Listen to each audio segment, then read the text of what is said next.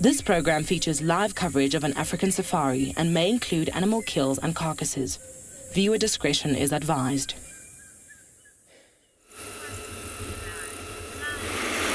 As you can see, there are some clouds that are starting to build to bring welcome relief from the heat that is raining down here this afternoon on Djuma Private Game Reserve, and it should hopefully mean that we're going to see a lot of the animals coming out and moving around, which will be most wonderful for this, your very own live African safari.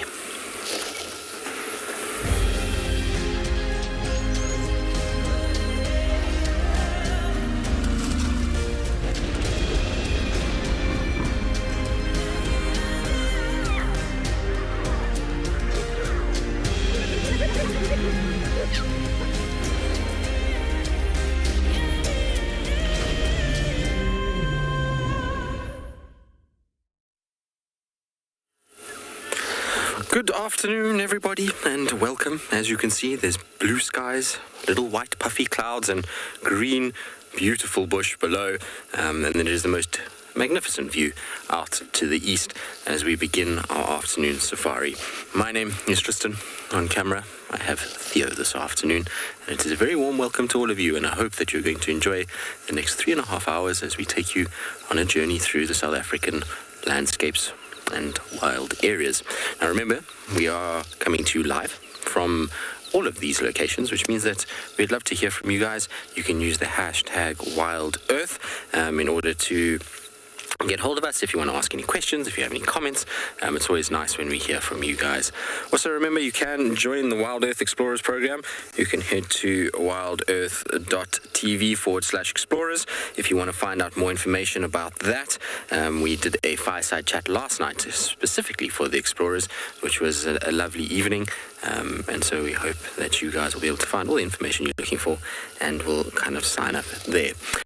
Right, the plan for this afternoon is, I came and stopped here purely based off the fact that it's a beautiful view and it's a good place just to, listen a little bit, see what's around.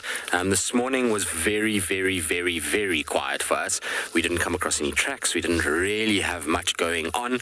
And so what I was hoping is that because it's been warm during the course of the day, I'm going to do a little dam kind of meander, check if we can find any signs for ellies, and then as it cools with these clouds coming in, hopefully we're going to get a leopard moving around. And the reason why I'm hoping for a leopard more than ever is because this will be my last drive for this year.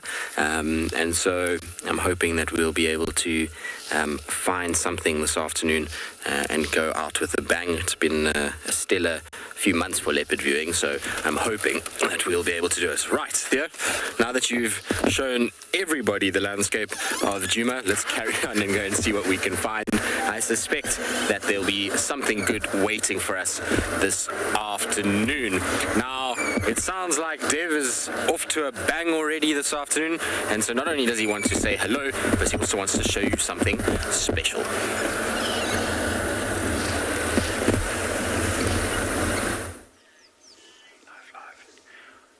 We have come across this stunning female leopard up in a tree.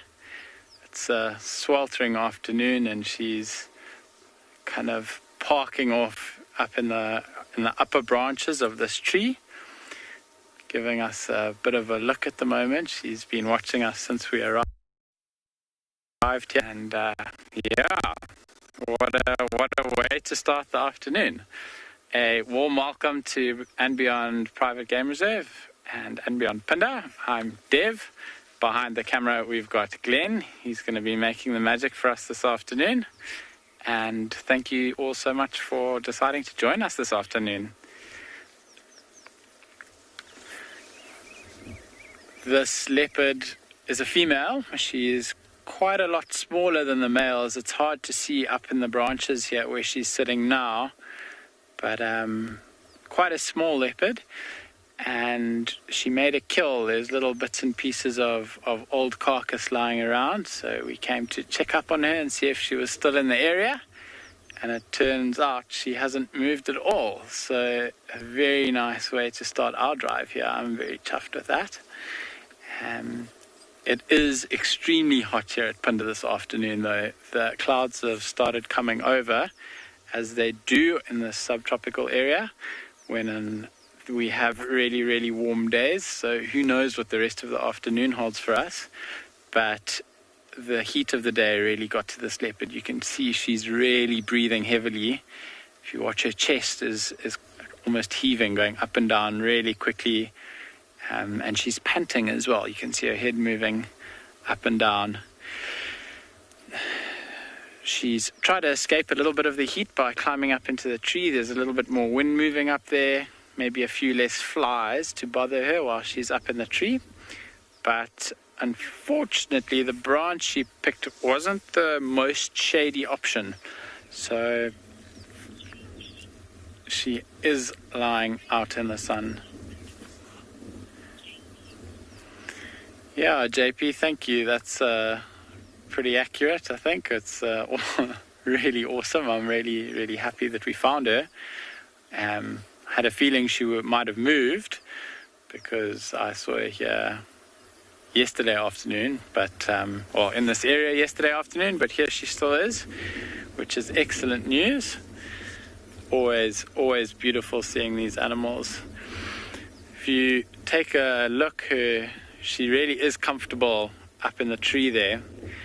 Her legs are hanging over the edge. I think both of her front legs and both back legs are all dangling over the edge of the branch.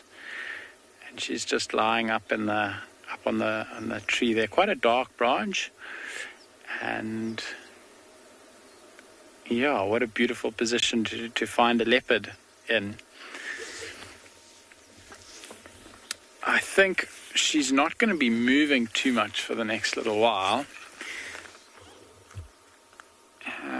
We had a look at her.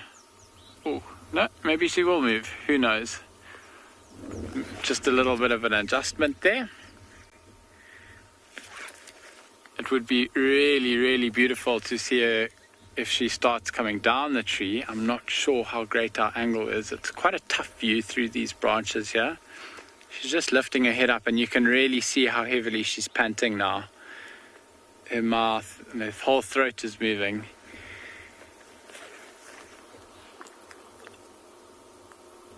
There've been lots and lots of impala in this area as well. This is a little thicket in the middle of some open grassland.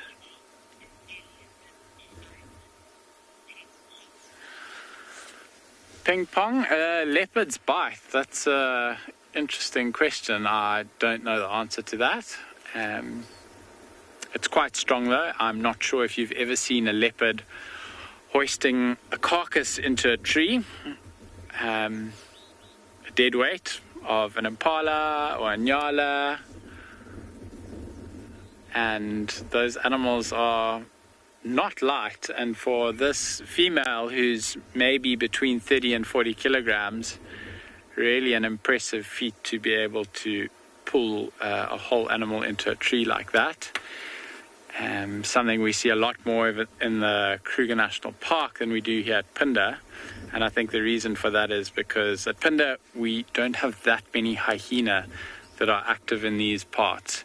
So the chance of the leopards killed being stolen from them is quite low, and for that reason it's they don't need to take their kills up into trees. But as I was saying, the power that they need to actually climb the tree with that extra weight, and then they hold it in their mouth while they do that.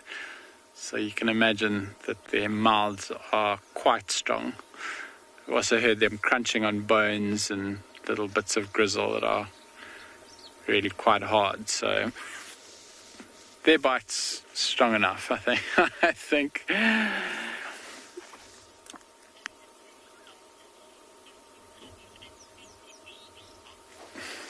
So I've just got some information that the actual science behind it. Leopard's bite force is around 640 psi. Not sure comparably to other animals how that weighs up, but I imagine it's pretty high up there. And she's just looked away from us now and put her head down. You You can see that really beautiful golden color on top of her back. When we came around the corner here and saw the tree, quite hard to notice her because that top part of her body was facing us. And it's much darker and it's much more camouflaged than her underside. So if you see a leopard's belly, it's often a lot lighter, sometimes even quite close to white. And if they're lying with their belly facing you, it's actually much easier to spot them because of that. And vice versa, much harder to spot them when when their back's facing you. But it's okay, we had a bit of a direction to head in today, so we managed to spot her quite easily. Also those beautiful rosettes down her back. So one of the differences between leopards and cheetah is cheetah have got spots and leopards have got these beautiful rosettes. So multiple black dots in a sort of circular or oval shape with a slightly darker patch in the middle, which is, I mean, absolutely exquisite.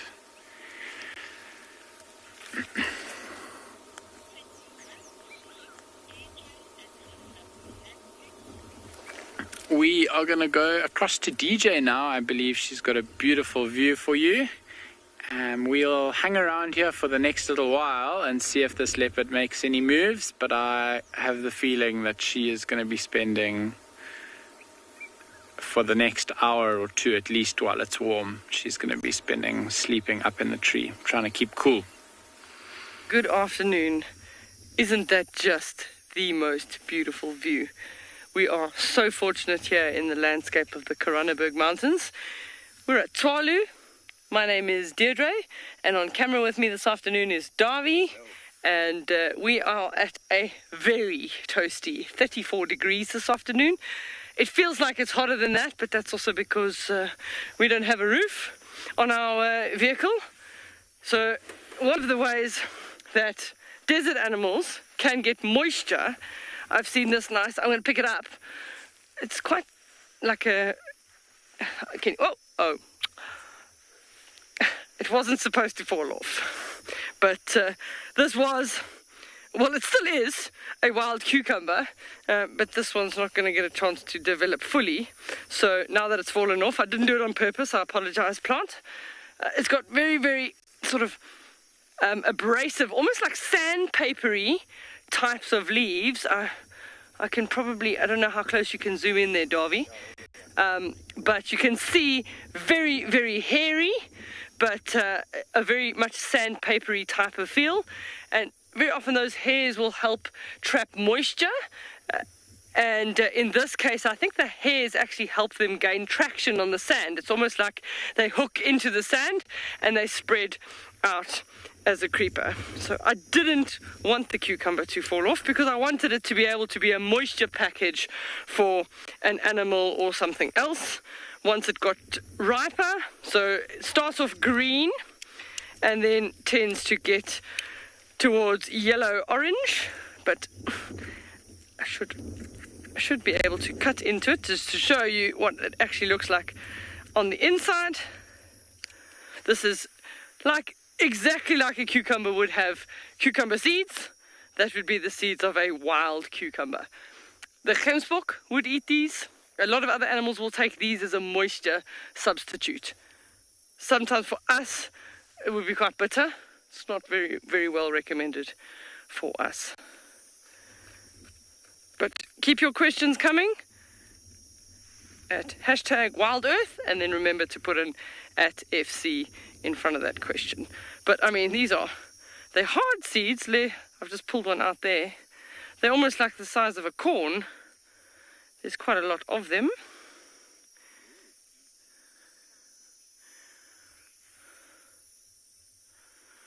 Rosalind is asking how many plant species there are in Tualu. Rosalind, I can't tell you off the top of my head, but I know that there's a lot. There's probably, trees, less. There's probably only about 80 species of trees, but as soon as you start getting to these succulents, forbs, shrubs, then there's quite a large number of them. So I can't quote you off the top of my head, but I'd probably say we've got a plant species list of probably 300 or more, easily. But trees, probably only about 80, because we are in a desert environment. So we tend to get a lot more forbs, shrubs, and succulents. I'm just going to show if I can. So maybe somebody will come along and eat that. Let me just put that back in my pocket. I'm going to open up this June bush. We did see it yesterday, but there's quite a lot of insects. They're called cotton stainers. I'm going to try and do it carefully so that I don't chase them away. But Dave, if you follow my hands, they're there on the seed pod at the back, bright red insects. Can you see them? Maybe not. Maybe. Oh, okay, there we go. I'm just turning them. You can see those beautiful geometric pattern shapes on their body. They belong to the group of cotton stainers. Sometimes they're also known as assassin bugs. They not the friendly ones in the insect world, that's for sure. There's 5 of them, 2 mating pairs and one that's trying to find a mate and trying to push one of the other ones off a mate. That's the 3 that are still messing around on the seed. So this is the flower that we did yesterday, the June bush. There they go up onto the top. So most likely that if they're successful, they would then lay their eggs on this particular plant for the larvae to eat. But just there, really nice. So once again, also that bright red warning coloration, that aposematic coloration, which basically says, I am toxic, don't eat me.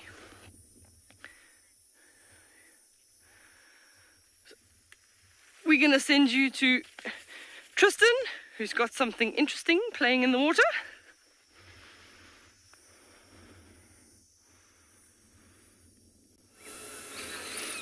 We do have something interesting in the water. This hyena certainly has the right idea on an afternoon like this. Go and plonk one's bottom in a little bit of water and take it easy.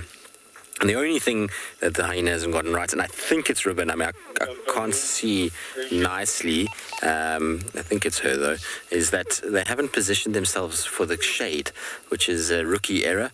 Most of the time when hyenas get it right is when they find a little wallow that's deep enough that their body can go in, and then there's this beautiful little kind of shady arm that comes over, and then they have it really as good as it possibly can be. But anyway, I mean, she looks fairly happy.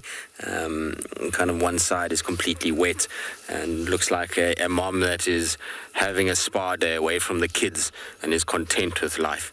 I can imagine the kids in this heat must be all kinds of trouble when they're biting your ears and pulling on you and just generally being vociferous and full of nonsense.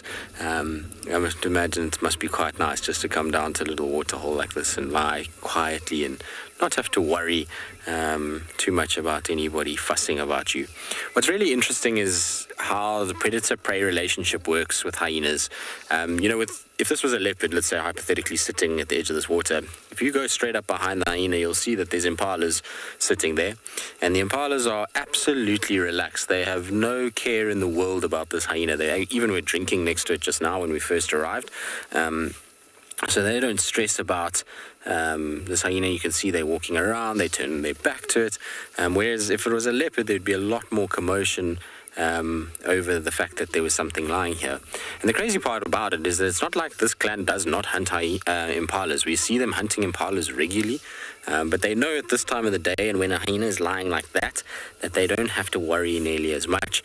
They can just kind of move around it, and as long as they keep a certain distance, generally they can get away from it. They also know at this time of the day that the hyena is not going to be nearly as active as, let's say, in the evening. So you find at night they're far more aware of them, and they'll even alarm call it the odd hyena, particularly females that have the little ones, because these hyenas of late have been pretty sharp at grabbing the odd little lamb. But in this state, the hyena's behavior and body language is indicating to these animals not to worry, that it's fast asleep and really is not interested in them at all.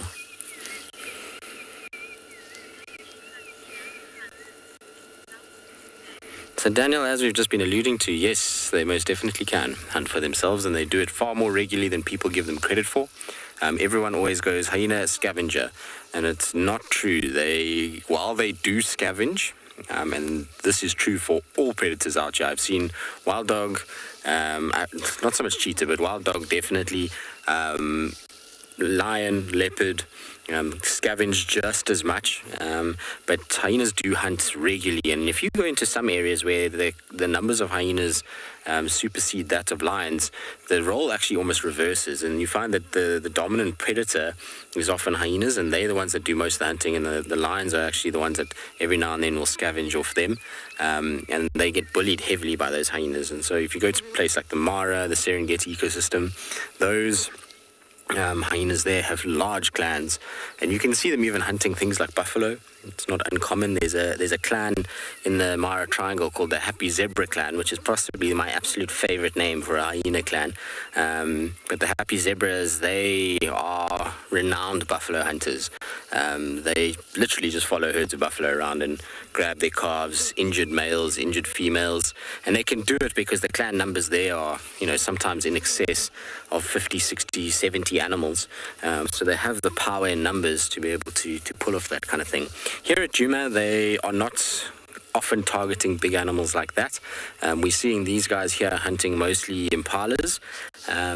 But if you shoot just to Simambili, which is from where we are right now, less than a kilometer, the Elephant Plains clan, I've seen them target buffalo numerous times as well. So, they hunt a lot more than people give them credit for. A lot of the time you see a full fat hyena and you're like, it stole something.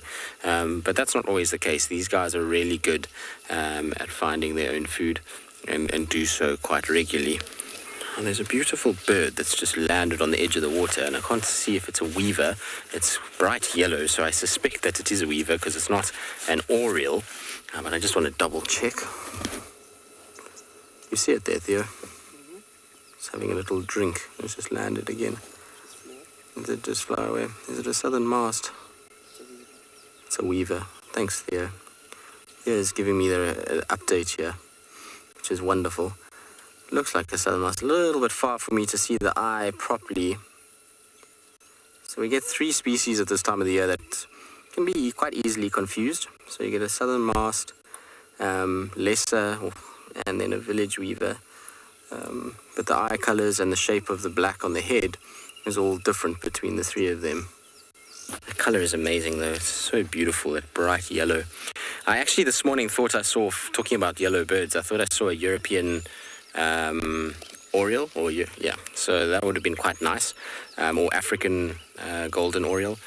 Eurasian golden oriole is actually the right name for it. I mean, European oriole is not the right name, but I thought I saw a Eurasian golden oriole this morning. They're quite common at this time of the year if you look for them. The African golden oriole, not so much. The problem with both of those species is that they don't sit still at all. They tend to move about quite a bit. And there's another beautiful bird actually that we get in this area, which is a woodland kingfisher. Now a lot of you will think woodland kingfisher, it's here to be fishing and to catch fish out of this dam. No, that is not the case. These guys are insectivorous, and well, actually they're carnivorous too, because I've seen them eating mice before.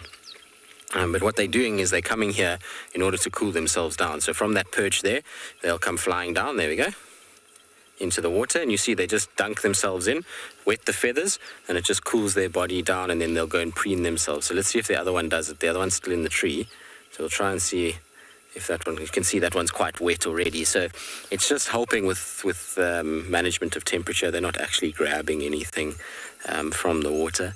That's why these guys are mostly migratory, is because if they were here all year round, or if they were fish eaters, they could be here all year round. Whereas if they're migratory, they're generally coming to make the most of the bountiful insect population that emerges during the summer months. But these guys are ferocious predators. For the size of bird, they catch the most epic stuff. I've seen them with centipedes, scorpions, dung beetles, like I say, small mice. Even seen photographs of one with a baby squirrel. So they're crazy when it comes to eating quite large prey animals. The best one I ever had was one of these guys with a mouse that was the exact same size as what it was. And it had this mouse by the tail, and you couldn't actually see the bird behind the mouse. The mouse was kind of sticking through its beak, and this bird was just sitting there. And it tried to swallow it, and it got to the point where the kind of head had gone down, and then the shoulders of this mouse, and then there was just this little bum of the mouse sticking out of the beak, and this bird looked as though it had swelled up massively, and I honestly don't think there was any more space for this mouse to go, but this bird was just sitting there with this little bum of a mouse sticking out of its beak, and kind of all swollen and plump. It was very funny to watch. I have no idea if it managed to eventually swallow it or not. We sat there for quite a long time, and we unfortunately didn't get to see what actually played out.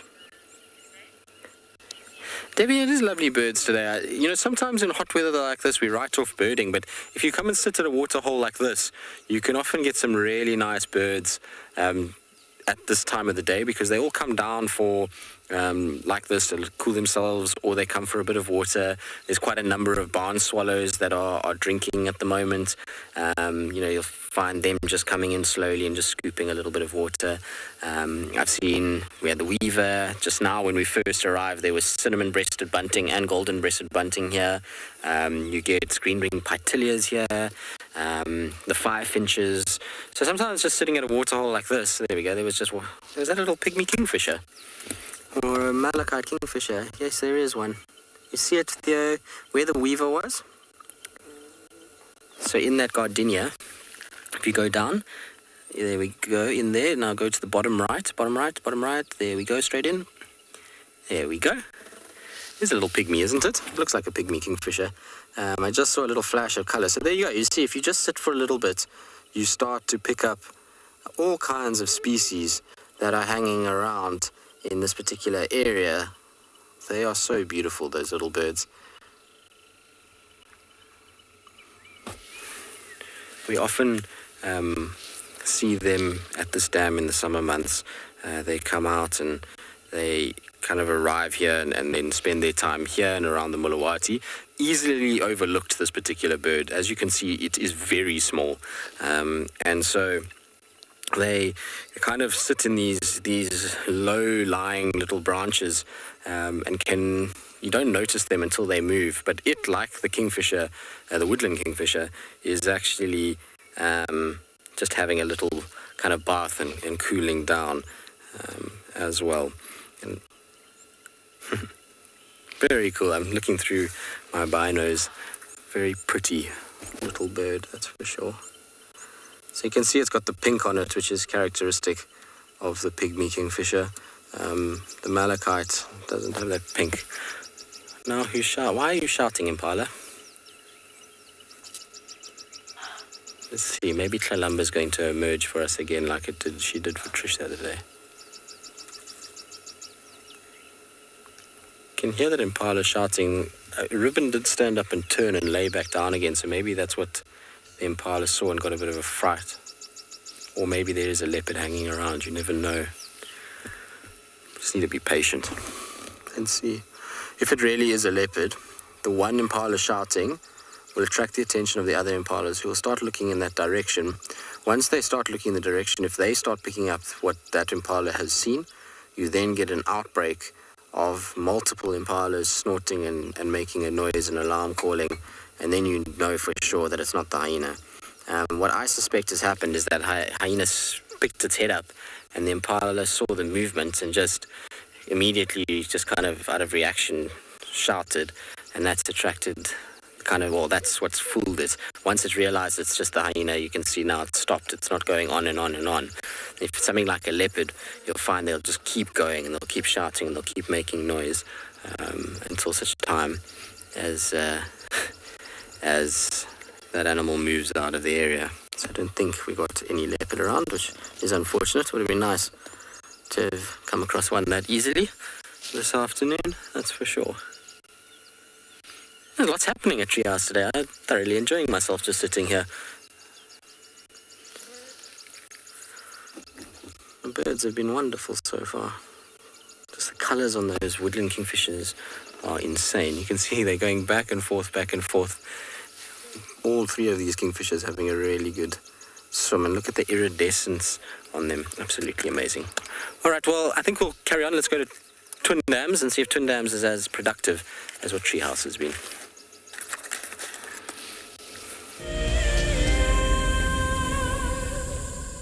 This is Rusty. He's my favorite vehicle, and we've been through all the good times here in the bush. Now, if you feel a connection to Djuma Game Reserve like I do, then we have a fantastic opportunity for you. You can have your name engraved on a brushed metal plaque just like this one, and we will attach it to Rusty so you can always be with us on safari in spirit. We will even send you a digital photograph once your plaque is mounted on Rusty. Spaces are limited, so grab your spot now.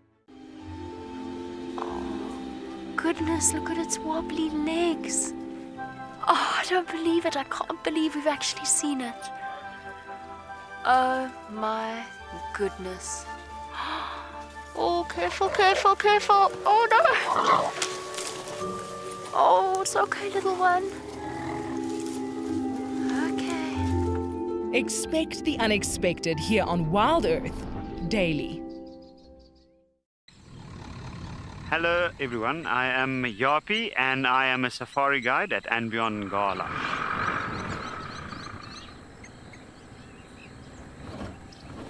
My favorite animal is the lion, because 99% of the time it doesn't do anything. The 1% of the time it does, it's just awesome. Catch up with the guides daily here on WildEarth. Have you been watching WildEarth and dreamt of being right there on safari with one of the guides? Well, now you can. WildEarth is offering you a chance to buy a ticket to dream. You or a friend can hop on board a live WildEarth show and join our guide on safari. The ticket is redeemable at any of our locations, anytime in the future. Only a limited number of tickets are available, so don't wait. Get your ticket now and start dreaming. Terms and conditions apply.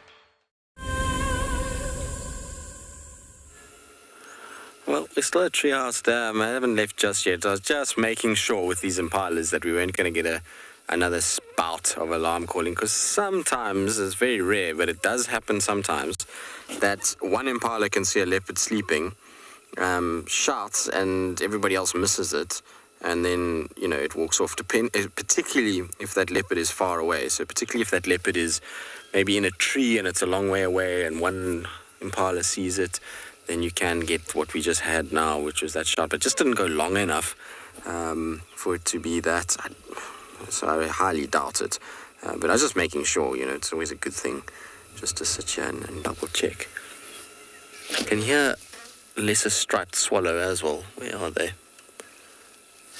They're calling too.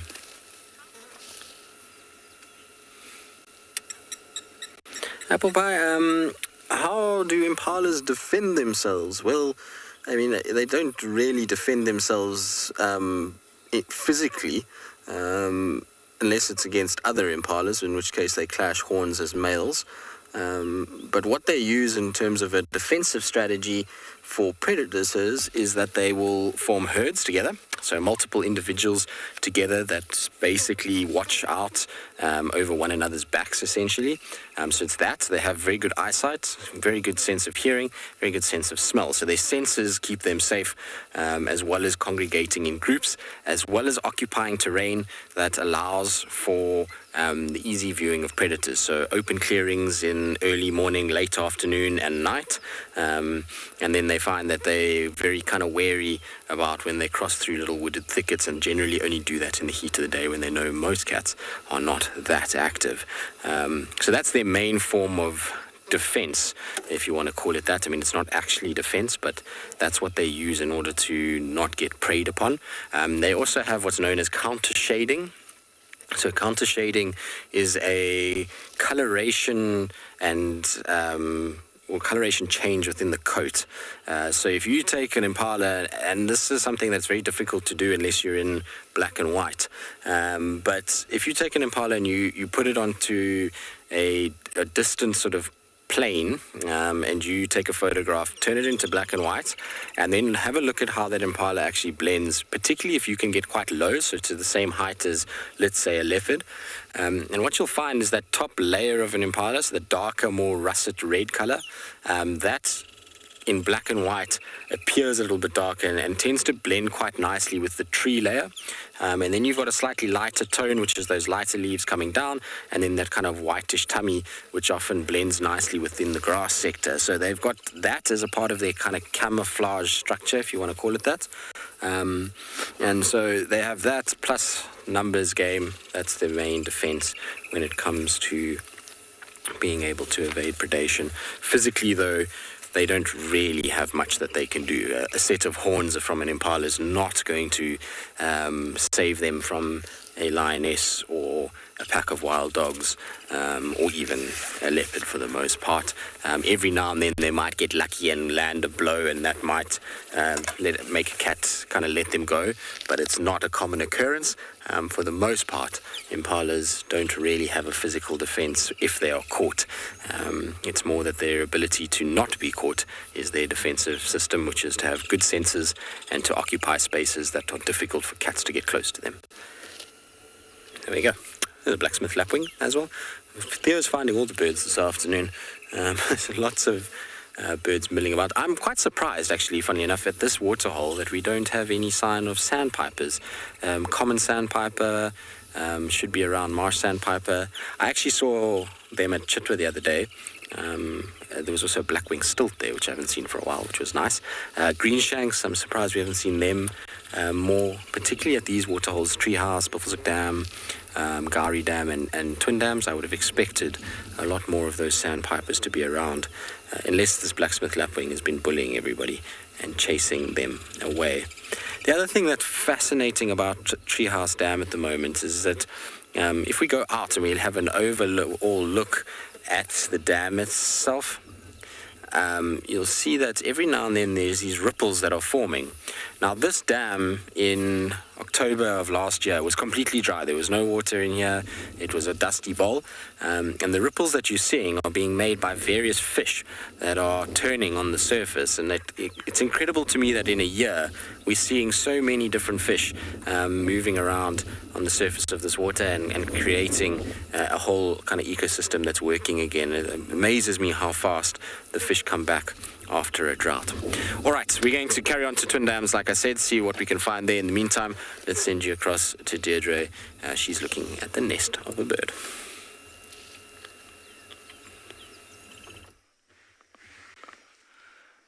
So, welcome back to Tswalu. We're busy waiting for the bird to come back, but it is a southern grey-headed sparrow that the nest is there. It's like a massive just clump, and I almost want to say a mess of grasses just shoved into a ball shape. There's collected feathers from all over. A waterhole's probably a really nice place to collect feathers, because as birds sort of wash themselves and preen, you might get the odd loose feather, but that for them will be a nice warm inside. And there's like a nice little tunnel or tube. Davy tells me that you can actually see the entrance there, but a really, really messy nest for a really relatively small bird, weighing about 24 grams. So that's also, once again, a lot of effort and energy going into building a nest of that size. If I get out, Davy, will I chase that bird away that you saw? Oh, he's gone. Okay. Davy saw another interesting bird, but I couldn't see it through the tree, so I thought... More? Okay. I'm going to try and be sneaky so that I don't... Oh, okay, I got them. They're on the dead branch there. I've just got to use my binoculars because... yeah, I was like, there were birds there. Now they're gone. Oh, well. Things do fly. So we were at this waterhole yesterday, and we saw a lot of the butterflies. But I just want to show you today, look at the sheer volume of more, or just volume of butterflies comparative to yesterday. The brown veined whites and the common vagrants in full force there drinking the water, most likely as a result of today's temperature. Any of them that were in that chrysalis waiting to come out, today's warm temperatures would have been perfect enough. I'm going to show you a plant on the other side, but then I'm going to walk around eventually and go and fetch it so that we can actually look at it closer. But it's called a cleome, very, very pretty flower, all the way at the back on the other side of the dam. I'm going to risk my life, walk around and see, hopefully nothing growls at me. I'm going to go and get one of those flowers because they're absolutely stunning. They sometimes call them a spider wisp or an African cabbage. And when you have something called an African cabbage, then it generally does mean that the local people have found some use for it, and that is exactly it. It's actually, the young leaves are cooked like a spinach, and funnily enough also used as a mustard substitute. There's quite a few of the doves that have come in the front there. Are you on those? Some laughing doves. You can see there's 5 laughing doves. One's busy drinking water and the other one was busy bobbing up and down. He was courting her. Yesterday they would not sit still, but there we go. Perfect.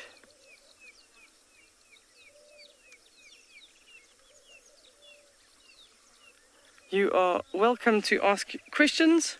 Hashtag WildEarth. And make sure that you put @FC in front. You can hear a bird calling on the side. It's called Cape Turtle. Cape Turtle, that's a Cape Turtle dove. But the birds drinking water are the laughing doves.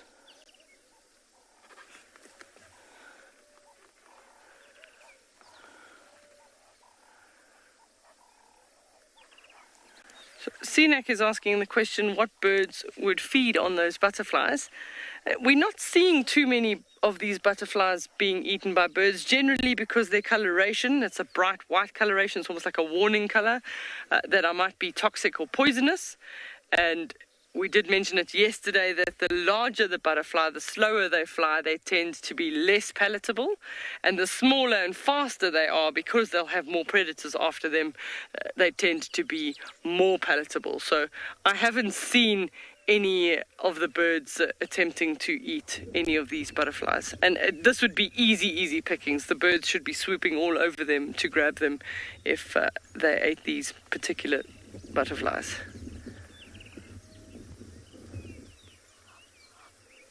So small and fast, you're edible. Big and slow, you're not so edible if you're in the butterfly world. Oh, I can see the Egyptian goose there. There's 2 there. Oh, no, don't waddle out of the picture.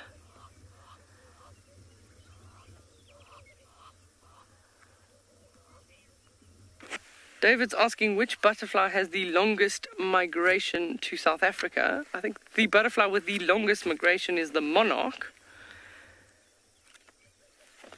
that I know of. They just left. The Egyptian geese, 1 minute they want to be in the picture and then they decide that they want to leave. Another one, the other one that has a long migration is actually these brown-veined whites. They can move over South Africa more than 3,000 kilometers. That's in South Africa, so that's not necessarily globally or internationally. That's just within South Africa, but 3,000 kilometers. That's quite an impressive feat for those papery wings. They will rely quite heavily on the winds to get them to and from, and they'll need to stop literally every 20 minutes to grab some drink or a nectar feed. They're relying on the nectar from flowering plants as a sugary drink. Their Red Bull. Let's see, there's actually quite an interesting thing going on there. You can actually see, Darby, on this log here, there's carpenter bees fighting with wasps. So we can see the carpenter bee being the black and white one. I just want to see what's going on. But there's definitely quite a lot of buzzing around there, but you can actually see, go higher up the trunk, you can see 4 or 5 carpenter bees. They're just stationary. So this log is perfect because it's basically breaking down slowly, and you can actually see all the beetle larvae and everything that have eaten on this before, and it would probably be soft enough now for the carpenter bees to actually lay eggs. So make a little burrow or like a tunnel, and then deposit their eggs. But that's quite nice to see. See all 3 or 4 of them on the log there. So there's also other species of wasps here, and you probably find there's a little bit of competition because everybody wants the best hole for their own eggs. There's I can see a brief, just there's an unusual one just above them there, but I can't really recognize it. It's busy scuttling along the branch, looking for a hole of its own.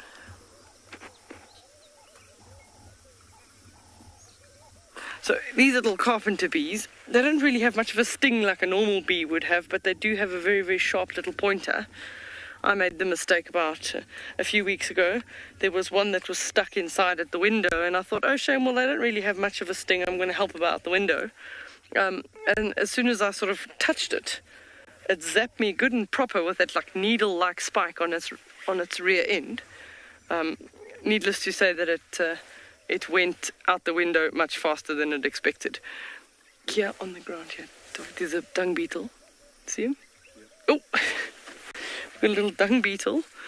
He's got his small little ball of dung. It's not very round, so he's going to struggle to roll that.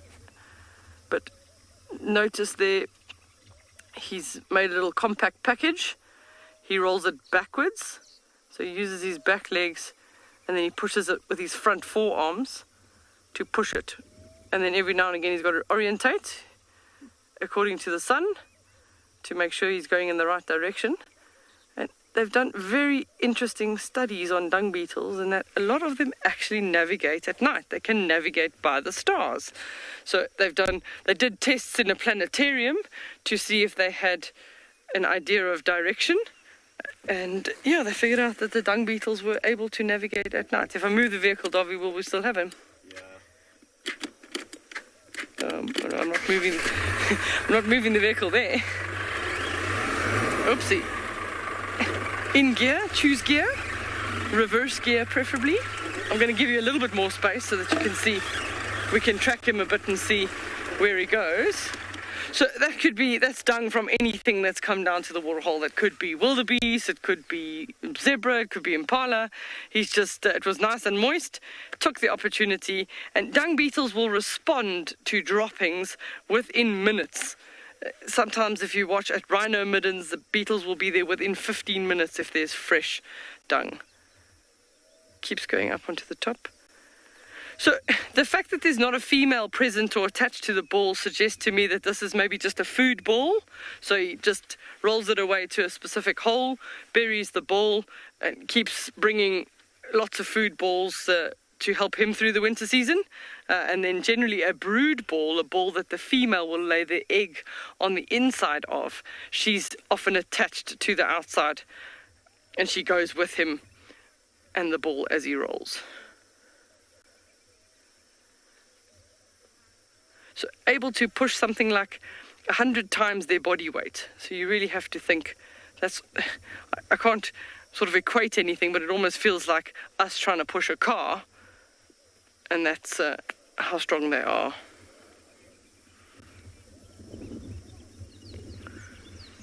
Andrew, I absolutely agree with you. They do move so fast. And they actually even can fly fast. You wouldn't think a dung beetle can fly. And the most amazing thing with the dung beetles is that their wings fold. It's almost like they've got a hinge. So they fold in, and then underneath that elytra, which is like that cap, that hard cap on the back, and the wings fold in and they fly. So Davy had one hit him this morning in the chest. So we know how hard they are when they fly into you. In the throat. Lucky you're still with us. Yeah, no. We can just change the angle again. See, nothing else has come down to the water yet. It'll be interesting to watch his progress and his movement as he goes. I've lost him as well now. Oh, no, there, you just found little bushes moving. So how he would, I'm going to get out and then I'll point him out to you, if you've got him. So, oh, he's over here. So if he's found an ideal place to bury the ball, he'll go underneath the ball, and he just keeps turning around and around and around, kicking sand up and out from the outside, and then slowly sort of twisting that ball underneath the sand. They're quite lucky here. It's generally quite a soft substrate, so it is easy to bury things. But he's got to get it up and over. Oh, keep going. Sometimes you see them trying to push the ball uphill, and they get halfway, and then they tumble with their ball all the way back down. So he reorientates himself.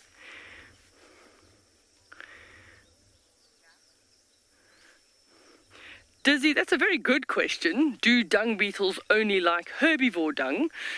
No, you'll get a variety of dung beetles that do also specialize on predators, so carnivore dung. And you even get, they're called dung beetles, but they fall in that bigger family, but you actually even get like skin beetles that'll specialize on breaking down the skin on carcasses. But you do get specialized beetles that do decompose or remove and bury carnivore dung as well. He's going, I don't know, I'm just trying to see. He's even got like he's got a whole biome of little insects on top of him. So dung beetles have a mutualistic relationship with a mite, and it actually helps them clean their mouth parts and keep their mouth parts clean. So I think they had a problem in Australia at one point where they imported a whole lot of dung beetles, but they disinfected them, and then they said, but the dung beetles are ineffective. But it was as a result of the fact that that mutualistic relationship, those mites had been taken off, and the dung beetle then couldn't keep its mouth parts clean. And the dung beetles, generally, the idea behind importing dung beetles to Australia was to help with the cattle dropping load, the cattle dung load, and actually more so to bury the dung away from the flies, so then you reduce the fly numbers. But you can actually see on his carapace at the back there, there's a whole lot of little flies that are just catching a ride. That's the Uber taxi. I don't know where they think they're going, but they're going with him wherever he's going. Oh, he's picked up a feather. Isn't nature just amazing? Orientate again. Which way is he going?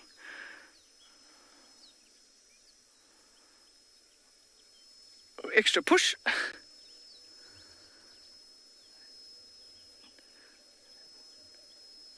So, I mean, he's covered. So he's there. So he's covered 1, 2, 3, 4, 5, 6, 7 meters since we started watching him.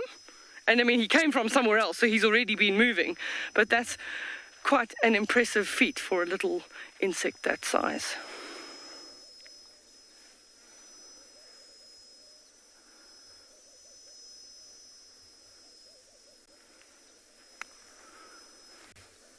I'm just trying to see if there's anything else coming down to the water.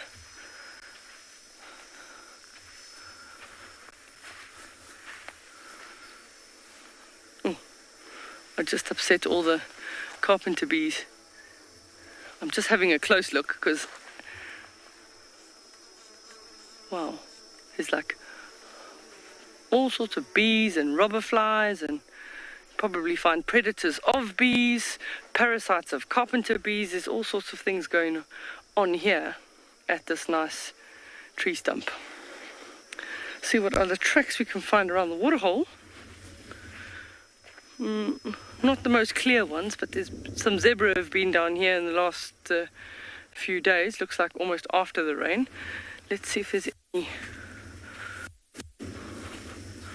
butterflies or tracks. You can't see too much of the tracks from that angle. Oh, some nice big wallow. This whole area here is flat, and I can actually see I want to see what lay here. It looks like a zebra actually lay down here.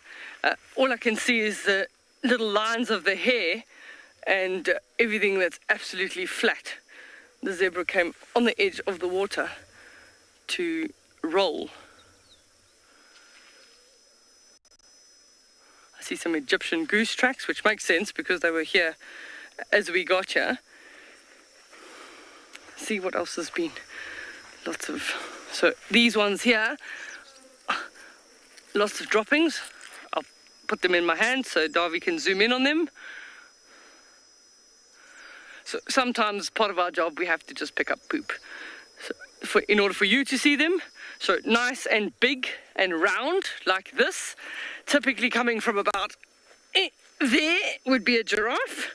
So when they land, they scatter in a large area. So those are not too fresh, not fresh enough for the dung beetle, but that's some giraffe droppings. So they were here in the last few days, sorry, they probably will be here in the next few days. So I'm going to start heading around to go and get that flower that I promised. I'm going to send you across to Tristan, who's got something interesting to show you.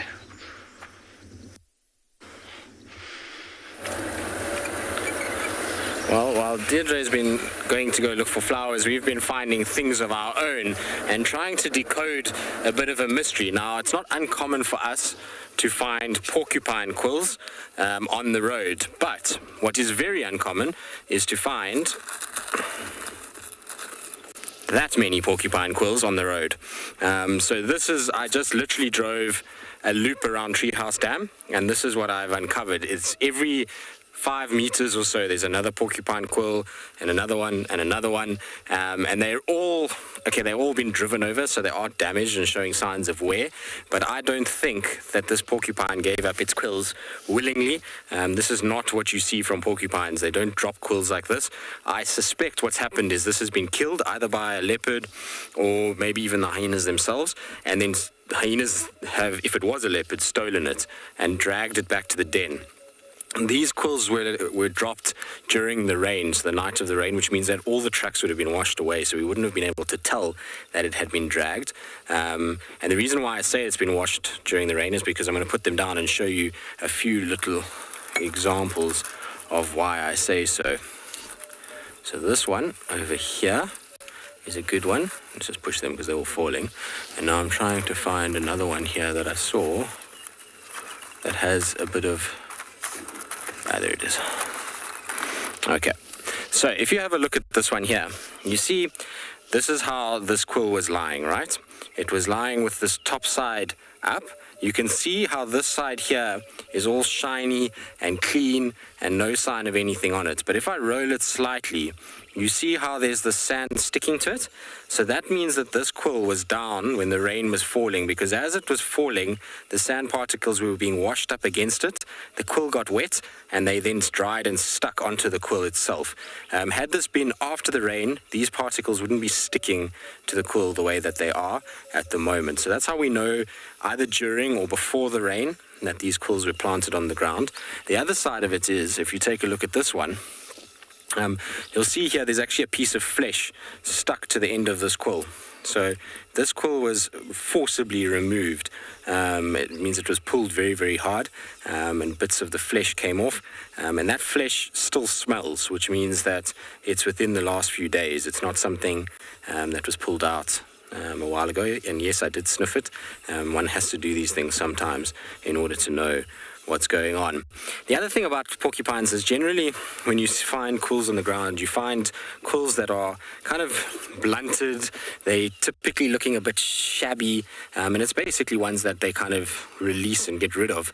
This many quills like this, and also all kinds of different types of quills. So you can see you've got these sturdy back, almost, these are like the tail quills, as well as brand new little quills. Oh no, I'm dropping them all. I'm trying to get this one here. Brand new little quills that don't even have their coloration yet, so this is a new one that's growing out. When you start to see all of these coming out, plus the long, thin ones, then it's almost an immediate sign that there has been a porcupine killed in the immediate vicinity and then dragged along the roads, and that's why it's over such a big distance at this stage. But a cool thing to kind of try and figure out, and mystery to look for.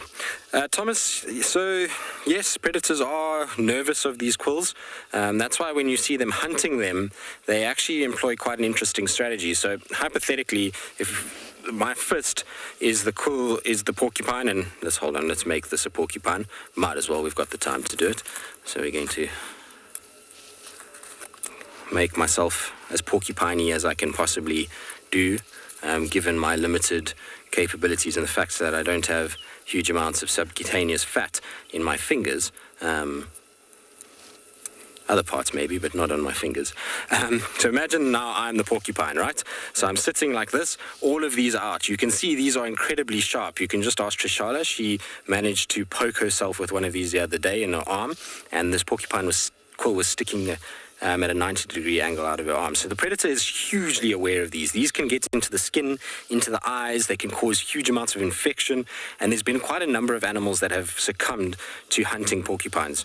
So what they do is, imagine I'm the porcupine, this is my body, this is all my quills. What they do is they erect the quills like you see like this, and they turn to face the predator as the predator moves around them. What they'll also do is they'll rattle their quills to make an audio sound to try and intimidate that predator.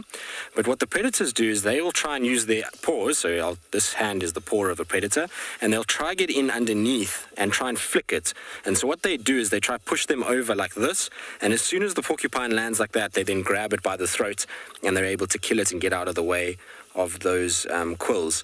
And that's how very successful leopards are able to do it, but a lot of them have to learn the hard way, which is by getting a face full of these regularly, and it's a pain to get them out.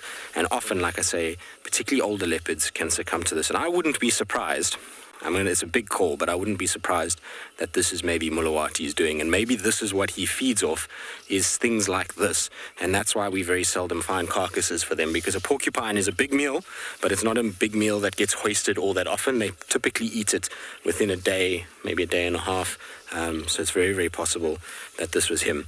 Now, the other interesting thing about these porcupine quills, I'm going to drop them all on the ground anyway, because they need to go back into the wild and to the environment, and there's a very good reason for it. I'm going to try and see. Okay, Theo, I don't know if you're going to get this. Let me try and find a gap here where you can maybe... Okay, there we go. If you can focus in, and I'll use another porcupine quill to show you. If you focus in at the tip of this porcupine quill, do you see that there's an ant inside there? So porcupine quills, even though they are just hair and there's not too much to it, inside there is food that is available for ants. And so when a car, and this is what's happened to this quill, is a car is driven over it, which has caused this quill to crack open, and it's exposed the interior of the quill itself, which the ants can actually feed off. And so they are utilizing these quills, and they're going to break them down until nothing is left. And so that's why it's important to leave them back in the environment, because even though it looks like nothing is happening with these and that the predator didn't eat them, there is actually insects that are still making use of this quill, and it's still providing nutrient to the entire cycle of animals out here, which is absolutely fascinating. So you can see it there quite nicely. Isn't that cool? Amazing. Amazing how much you can get just from a couple of quills that were lying on the road, spread out all over the place. Immediately, when I first saw the two quills early on, I thought to myself, no, there's something wrong here, because normally you don't see quills like that on the road. You normally just see one. Oh, they just went to class as cuckoo. Sorry, squirrel syndrome. And so when you see it like this, you can even see little baby quills, then you know a porcupine, unfortunately, has met its end. But I want to just quickly do a little loop around, just check all these trees. You never, ever know. Maybe a piece of it is up a tree somewhere. The nice thing with porcupines is that if they are up a tree, they're quite easy to spot. That black and white gives them away quite well during the day. We know Hukamuri also likes to target them every now and then. He's killed actually a porcupine not far from here before. So maybe it was him. I don't know. It's a pity it rained, though, because it would have been a super cool track to have tracked to see what killed it, where it was dragged, how far it was dragged. Was it the hyenas that dragged it? Was it a leopard? All these unanswered questions that unfortunately we'll never know the answer to, but I suspect that the path that it's taken is leading towards the den site. So maybe it was then dragged towards the den site and shoved in there somewhere and kind of finished off.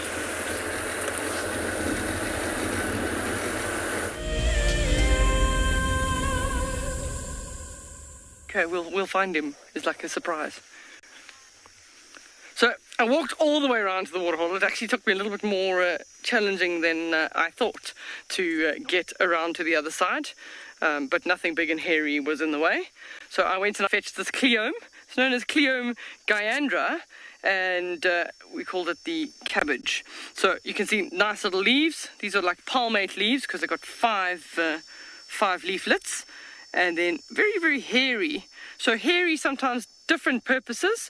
One would be to trap moisture that's in the surrounding atmosphere and help add that to the stem. Sometimes also maybe a bit of a preventative for insects. It sort of slows them down. And oh, look, Darby, can you see him? Yeah, we just saw him just now. We got him, the little caterpillar. So he's way too small to know who he is or what he is, but look at that. I've displaced him off his... I'm going to turn him around so that you can actually probably see him from there a little bit better. He's probably the one that's been chomping all of these flowers, all the petals. That's just amazing. Oh, he's moving on to... reach, stretch. Yep, so amazing little flowers. These, and we only get them for a very short time frame of the year and only in limited places on Tswalu. What a beautiful flower.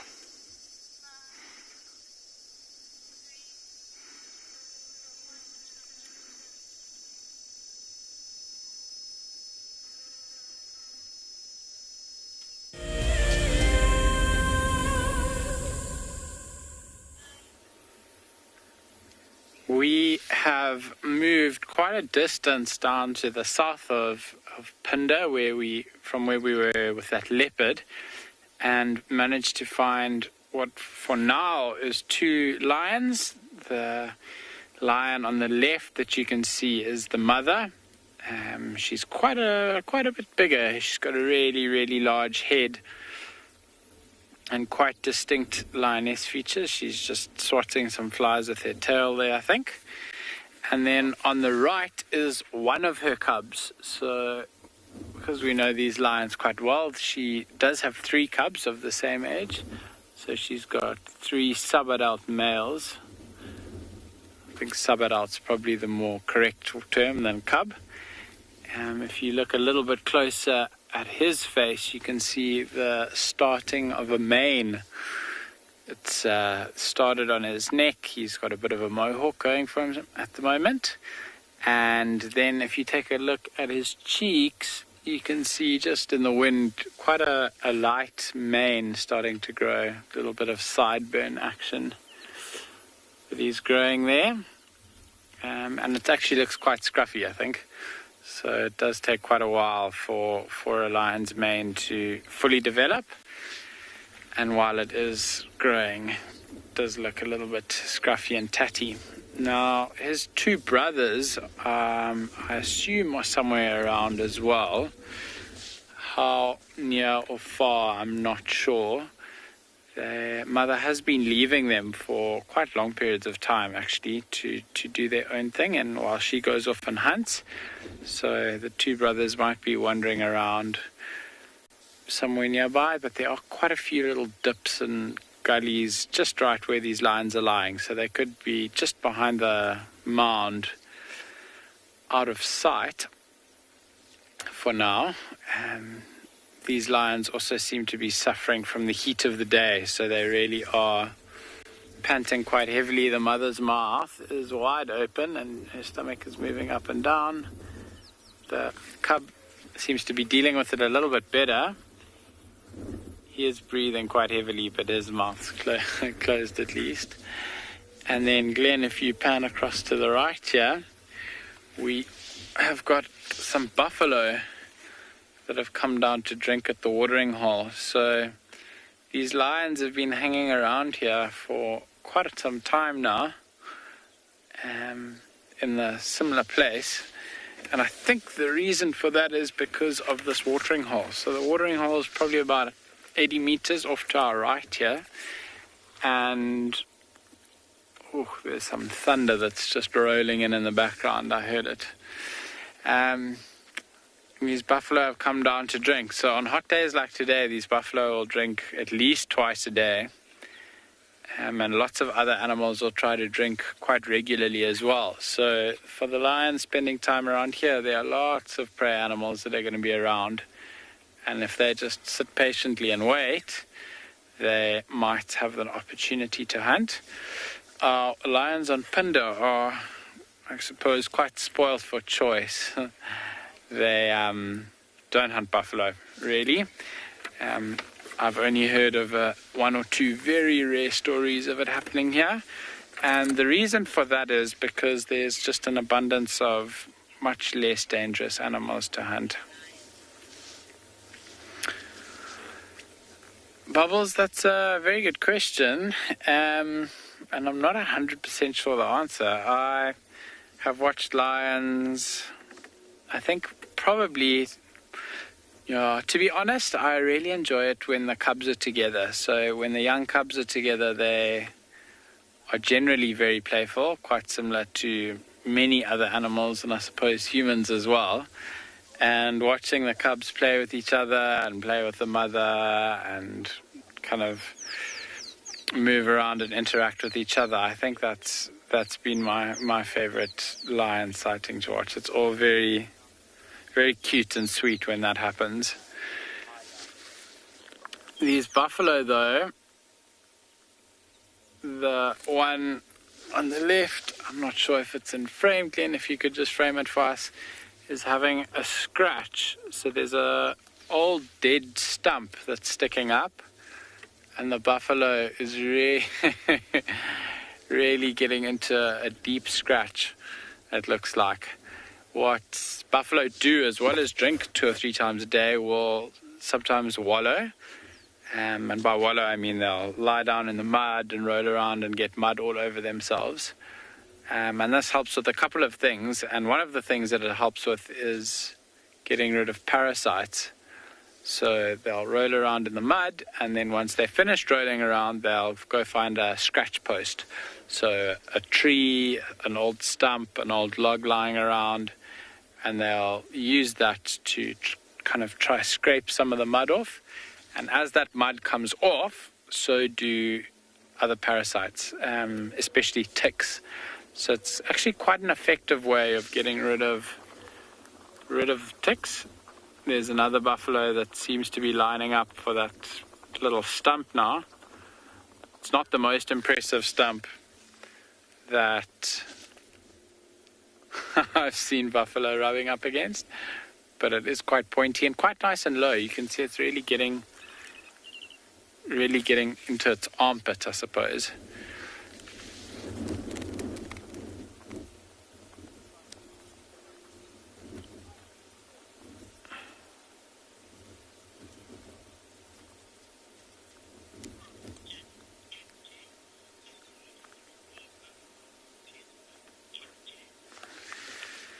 MJ, the reason we see buffalo in groups so often is because they live in herds, so they're herd animals. I suppose much like cattle are as well. They have a very unique, well, I suppose not too unique, but a very special social structure among themselves. So they interact with one another and they seek out the company of other buffalo. So they enjoy spending time together in a herd, and there are a lot of benefits that they have by being together in a herd. You can imagine a buffalo on its own versus a buffalo in a herd. A buffalo in a herd is going to be a much more intimidating thing for any sort of predator. And as well as being more intimidating, there are also a lot more ears and eyes that are available to scan and keep an eye open for predators and things that might be harmful or getting in their way. So the being and living in a herd offers protection on many different levels,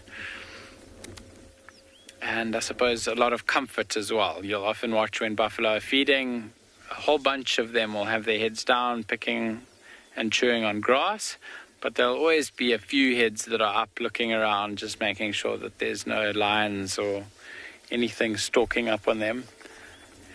So these buffalo don't seem too fazed by the presence of the lion. The wind is blowing from the lion down onto the buffalo. But they, I don't know, maybe haven't smelt them yet. The lion are quite a bit lower and behind some bushes. But the lion have definitely seen the buffalo. They had their ears picked up when the buffalo walked down, but they didn't move at all. So they're not interested in hunting buffalo. And especially not when this buffalo are together in a herd.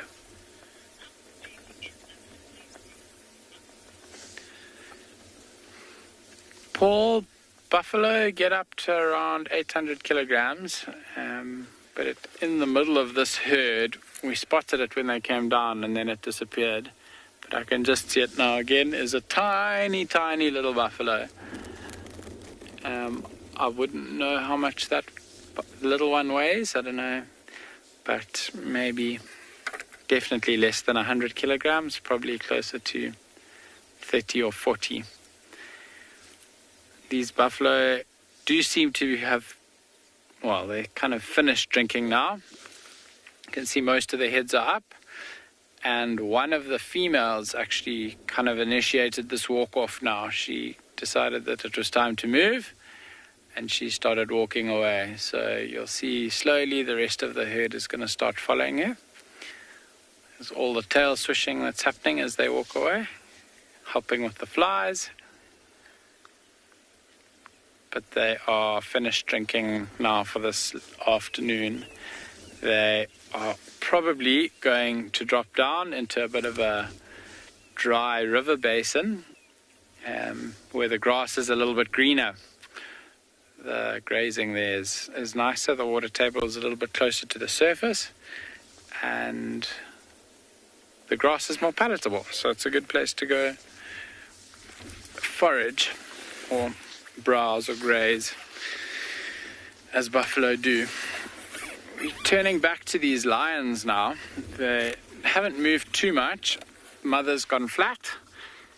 She is, by the looks of things, I'm using my binoculars to look now, and looks like she's still breathing very heavily up, and the cub's just gone down as well.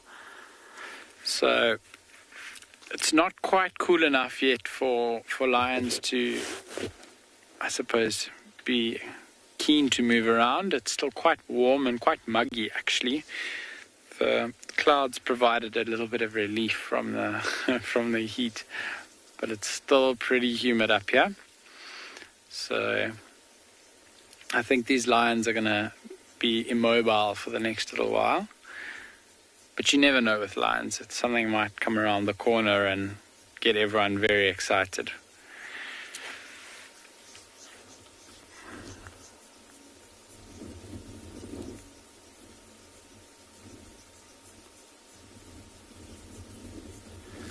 The cub, if you look quite closely, I'm sure a lot of people at home, I think a lot of us don't associate lions with having spots. But when the cubs are born, they actually are born quite spotty. So this sub-adult male has got quite a few spots that are now starting to fade. When they're born, the spots are quite prominent and you can see them really easily, and that when you notice it for the first time, it's a little bit funny. You kind of go, what? I didn't know lions had spots. And then as they grow older, the spots fade and fade and fade until adulthood. In some adults or some genetics of lions, I suppose The spots are still there, so some mothers you can still see the spots vaguely, normally quite faintly on the underside of their belly or on their legs. But in other individuals it fades completely and they lose their spots totally. If you can notice, the ground that these lions are lying on is really, really red. I was saying to Glenn a little while ago, it almost looks like we in the Kalahari, and we've got this almost blood red soil here. And the reason that it is so red is because it's got a really high iron content. It's quite clayey up here, and we get this red clay soil on quite a few different parts of Phinda actually. There's little outcrops of it. It's just below the mountain sedimentary rock, or the sedimentary rock that forms the mountains here, and kind of below that but above the soils that make up the lower lying areas of the reserve. Really, really quite cool actually.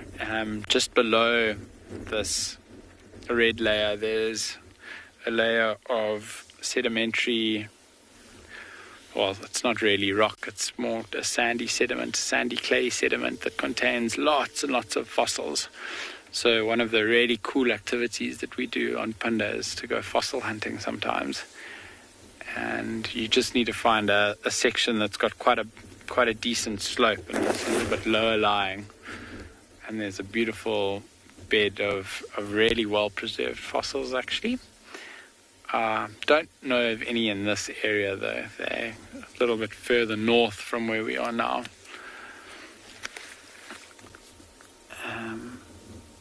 Fascinating that you can use the geology to tell where you might find fossils. If you guys have got any questions, you're more than welcome to send them through.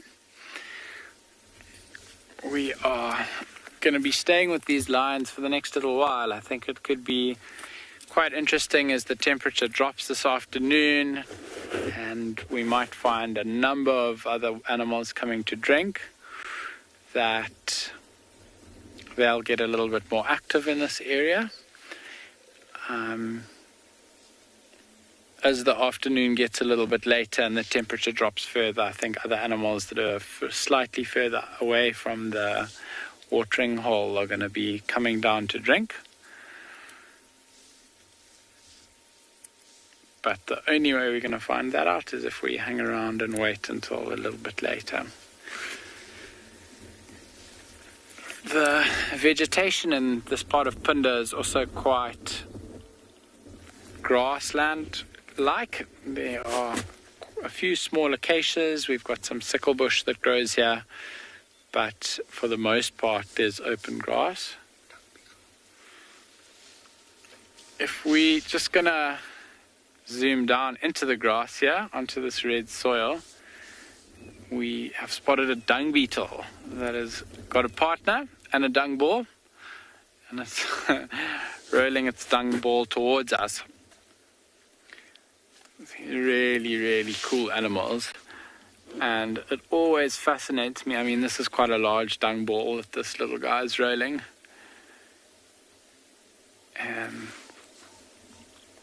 Fascinates me how strong they are to move this much.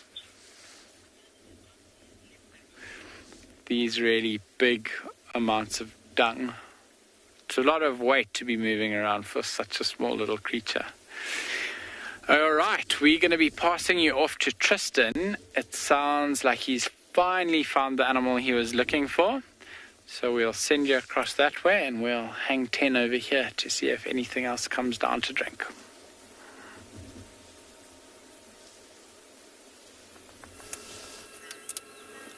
We found leaves, as you can see. Beautiful, shiny leaves. It's what I've been looking for all afternoon. No, I'm just kidding. There behind, you can see the spots of Tundi as she's moving along. So we had her tracks this morning, and we came back into the area where we had them. And lo and behold, there she is, moving about on Chitwa. We're exactly where she was having a little altercation with Kuchava a few days ago. We're about, I don't even know, 50 meters from where that was, so she's kind of back in the same section. I'm going to just try and move because the bush is a little bit on the thick side here, and so it's difficult to kind of keep her in view all the time, but she's looking good, she's looking healthy, she looks like she's on the hunt, which is good news. Hopefully her hunting kind of pathway eventually leads her back towards the cub. She is heading generally back towards Torchwood. For now she's still inside Chitwa, but the general direction she's taking is kind of northwards, back in that direction. So maybe she'll lead us to the cub, which would be such a wonderful way to finish off this last 2 weeks that I've had here for this year. Hopefully that is exactly what will take place. She looks like she is not empty, but she could do with a meal. The tummy is a little bit sucked in. So I'm sure she's looking for any signs of duiker, steenbok, impala lambs. She's also got her nose to the ground, sniffing. I think yesterday, if I'm not mistaken, Kuchava walked in this area. So maybe that's what she's picking up. The son of Kuchava is actually on Cheetah Plains. For some odd reason, he was confused with quarantine this morning. I don't really know how that's possible, given this massive size difference between the two of them. But anyway, and behavioral difference. Quarantine doesn't run from vehicles at all. And so I'm surprised that they did. But he's on Cheetah Plains. There's no worry about Tundi sniffing him down and finding him without mom. She's a long way away from the little guy, which is a good thing. Although we saw the other day with the kill, she didn't really get upset with him. She didn't challenge him in any shape or form, which was cool. So she's just stopped behind there. You can see those little tatty ears through there, and you see how alert she is. So she's really looking for any sign of a food item. Who knows, maybe she'll even find Kuchava for us. Wouldn't that be amazing if we managed to find the two of them together again? Seems like she's growling at a bird. You see the tail is up? And I can hear a bird alarm calling behind me. So she was snarling. Look.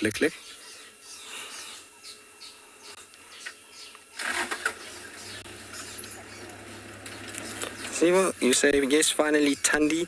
I know, I've been looking for her all morning, so I'm glad we finally managed to get her. I'm going to reposition for poor Theo because he's pulling off what many a contortionist would be happy to pull off by doing a kind of 360-degree turn in the back seat here. So we may just reposition so that he can be a lot more comfortable about things. I'm going to go forward a little bit. There we go. That should be a little bit better. So see, there is another vehicle in the sighting, which is a good thing. It's always actually quite easy when there's another vehicle. It helps a lot because, especially in these blocks, it's hard to follow her sometimes. So when you've got somebody else with it, it makes it a lot easier. Now, if I keep quiet, you'll hear the Drunga alarm calling and her snarling every now and then. Let's stop now.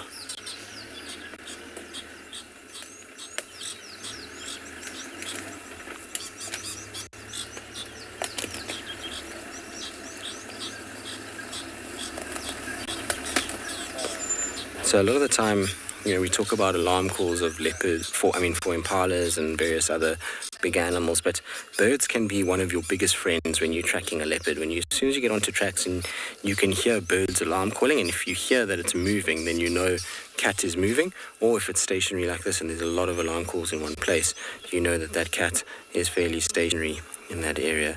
And you see how as soon as the bird started to alarm call, the experience of Tundi is so vast that she knows immediately just stop, settle down, everybody will calm down.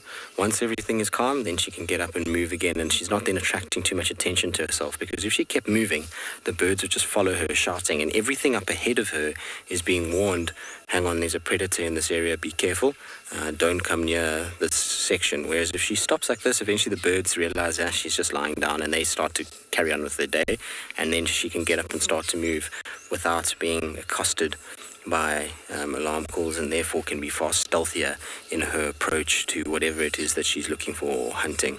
It's a very, very, very clever strategy, and you see leopards learning it very early on. As soon as they get alarm called, either they trot and run and try and just get a bit of distance if it's something like impalas, or if it's birds like this, they just sit down immediately and they wait until the birds get tired. Now I'm going to say something briefly, because this is going to be a shock to many that I'm going to say this. Because, as we know, my feelings towards the Avoca male is generally not the greatest. I'm more a leopard person, but he's pulled off a feat of amazing proportions during the course of today, and I thought you'd all be interested in this. Before I forget, I need to tell you about it. But this morning we left him, he was fast asleep. He subsequently walked northwards towards where there was that dam, and I was telling everybody that there was a hippo this morning that was very badly injured, and this male lion didn't kill the hippo, but found the hippo dead in the water. The amazing part of the whole story, and something that I wish I had been there to see, because it must have been an incredible display of brute force, considering that his leg is the way it is, but this lion has somehow managed to drag that hippo out of the dam. How? I have no idea, but by himself he has grabbed that hippo and pulled it out of the water. Look at her snarling at the Drunga. So somehow this guy has managed to do it, which is an impressive feat, and even I will admit that is a serious display of strength. For a male lion to pull a hippo out of water is no joke at all. Generally, we would go and do it because you don't leave hippos in water, it putrefies the water, and that normally takes a tractor to pull them out. So for an animal to do that with his mouth is a pretty insane feat. And I'm seriously surprised that he's managed to do it. The hippo is not a fully grown adult bull. It's a younger bull, but it still weighs a lot more than I thought he would be capable of pulling off, that's for sure. All right, now talking about Thandi and her and things that alarm call at her, it sounds like Deirdre's got something that always gives leopards away when they walk around.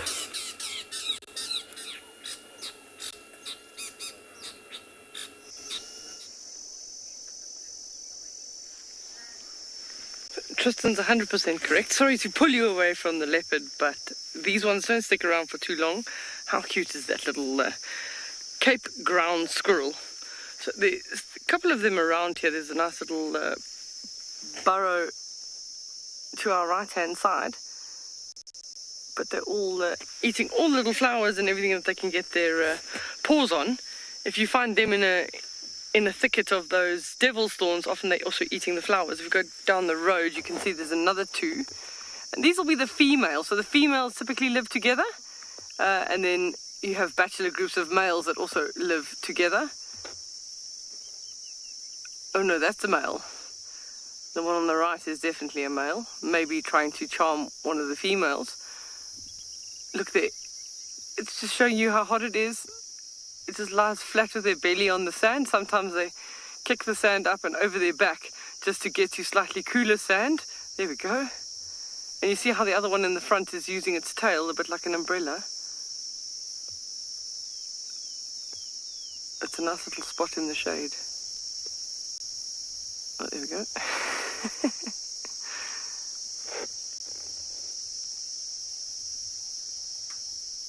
I think that would have been a good idea for us to do, Darby. Hey? In this heat, is you just lie in the sand and just dig yourself deeper in, and maybe it's a little bit cooler. So they don't live in a very large area, probably a sort of maximum of sort of 2 to 5 square kilometers. And you'll have a male that comes and visits a group of females.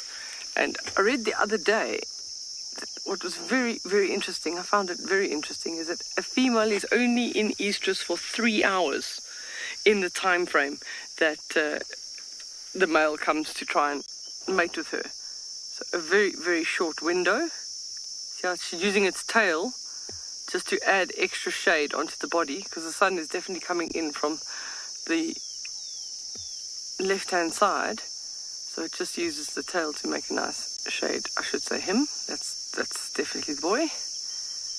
The male. Nice, fluffy, bushy tail. So they don't climb trees at all. So Tristan was saying that they generally give leopards away.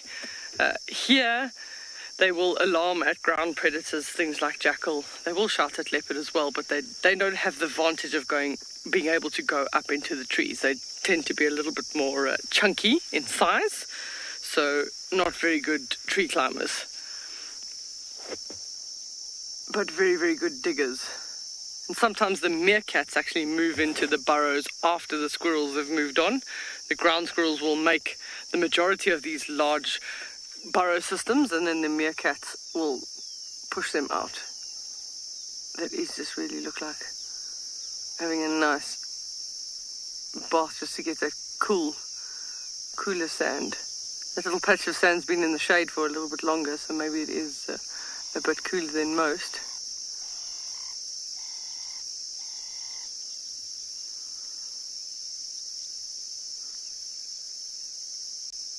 Just beautiful.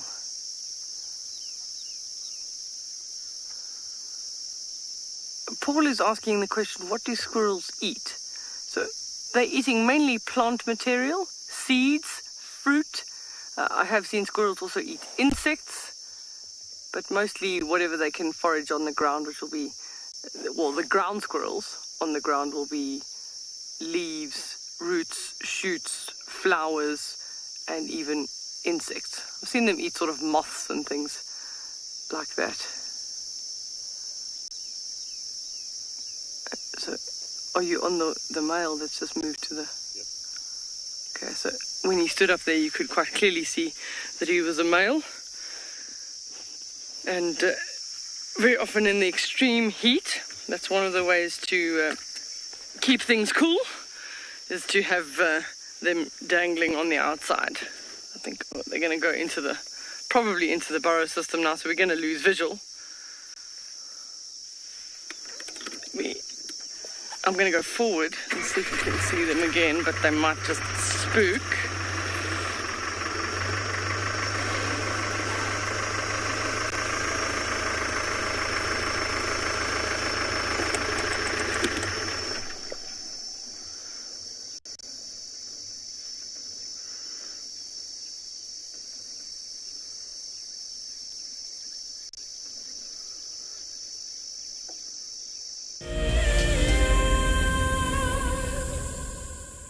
Join our Explorers program so we can keep on sharing nature with the world.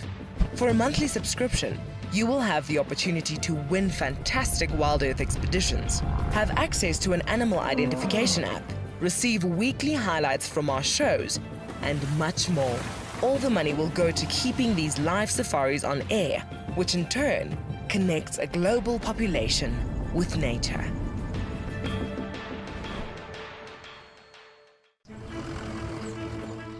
My name is Taylor McCurdy and I work for Eco Training. I love hearing from all of the viewers. However, I particularly enjoy those of you who have been watching for a few years. Your questions are just so advanced and they really get me thinking. If you'd like to ask a question on WildEarth, you need to register on our website. Once you've done that, head to the live safari page and submit your questions below the live feed.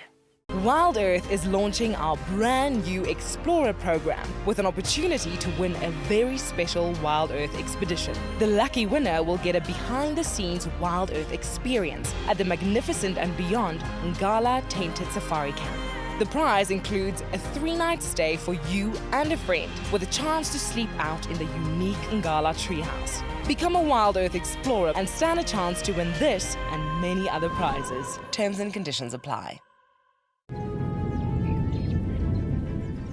Oh, it's going to be in trouble now. Oh, this is unbelievable stuff. Here comes a hippo in too. Go, Impala. There's a hippo coming in. I can't believe what we're seeing here. This is what we normally see in East Africa. It's all over. Hippo leaping at the crocodile now. Everything's gone underwater. Expect the unexpected here on WildEarth daily.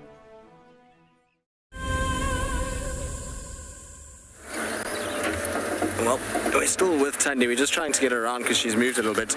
Shame. She's still being harassed by this Drunga and she is not impressed. I think the Drungas have a nest here because there's another Drunga that's come in and the two of them are bombing her and not leaving her alone, which is generally an indication that they have a nest nearby. So I think there's a nest somewhere. Okay, my girl. They'll leave you alone. Don't worry. Come hide out by us. The Drunga won't come to where we are. That's what she's going to do. She's gotten into this habit recently of going very close to the vehicles. I don't know why. She's generally... I mean, she does come close every now and then, but I mean, she went under the car the other day. She seems to be getting far more chilled in her old age. Still snarly, but not nearly as kind of starey and full of it as she used to be. You can see these Drungas are still giving her attitude. She's not happy about it at all. She just keeps snarling and hissing and trying to basically tell them to leave her alone. I'm going to just go around quickly, Theo, so we don't have to worry about this bush.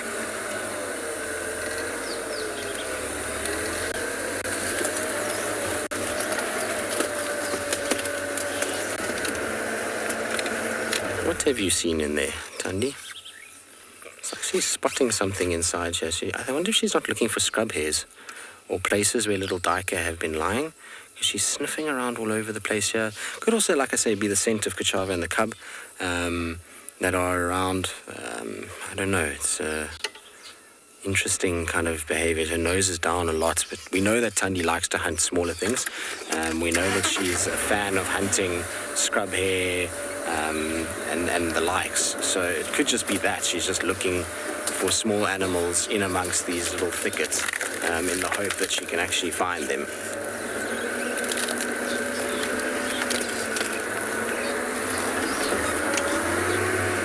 Drunga, leave her alone. She's not hurting you now. Eh? Okay. We had a word with the Drunga. The Drunga is going to leave her alone now, I think. Maybe not, but... the Drunga is still shouting at her. She's moving off there. I think they've sent a clear message, though. They've certainly pushed her quite far from where we first kind of started and where they first were shouting at her. She's moved probably about a good 30 meters from there, which is quite a long way from a bird with a nest. It might not sound like a long way, but for nesting birds, 30 meters is more than enough to feel more comfortable that they're not going to go after their chicks or their nest. I'll tell you another thing is it's gotten ridiculously warm all of a sudden. The humidity is just spiking. The air feels super dense and close. I wonder if we're not going to get a bit of rain. It looks like there's quite a lot of rain to the west at the moment. On the horizon, if I kind of turn this way, you might just see it up there. There's a bit of rain that's falling, those clouds there. Causing a bit of an issue, so I think that's where the humidity is coming from.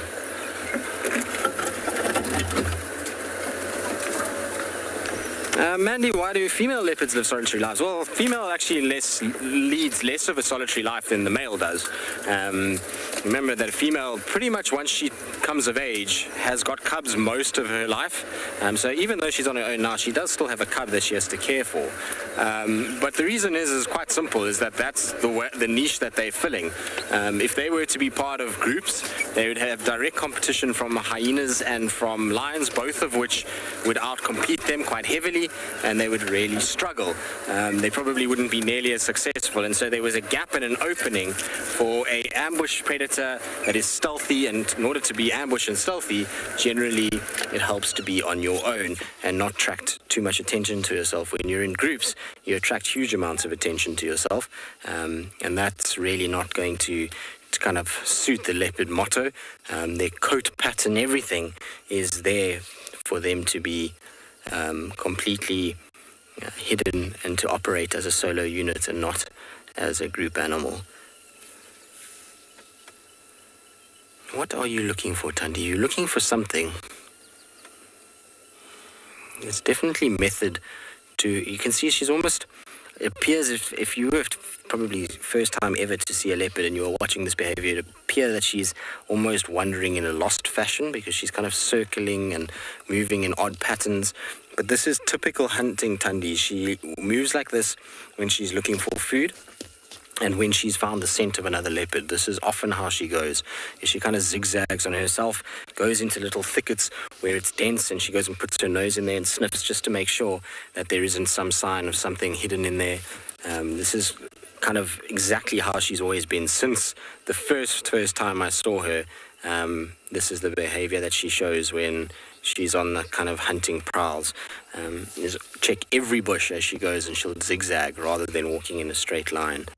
But she keeps stopping behind trees today. I don't know why. I see the noses to the ground again. Maybe she's picked up a scent of something that's dead, or maybe a newborn impala or something. You never know. That could also be what it is. Newborns will often leave a scent trail from where they were born, and then as they get up and move along. It'll be fascinating too if she does find something. It'll be a testament to how powerful their noses are. Just trying to see which way we're gonna go here. This area always looks so innocuous. It always looks like it's so gentle and there's no stumps, but there's always something that you've got to be careful of in this area. There's like hidden stumpy sections. All right, we can't go over the leadwood, so let's go around.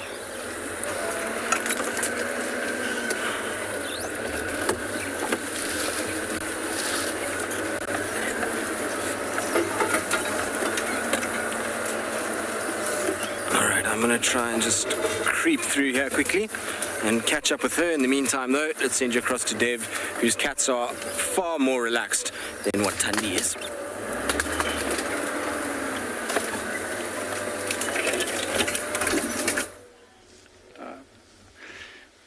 Welcome back.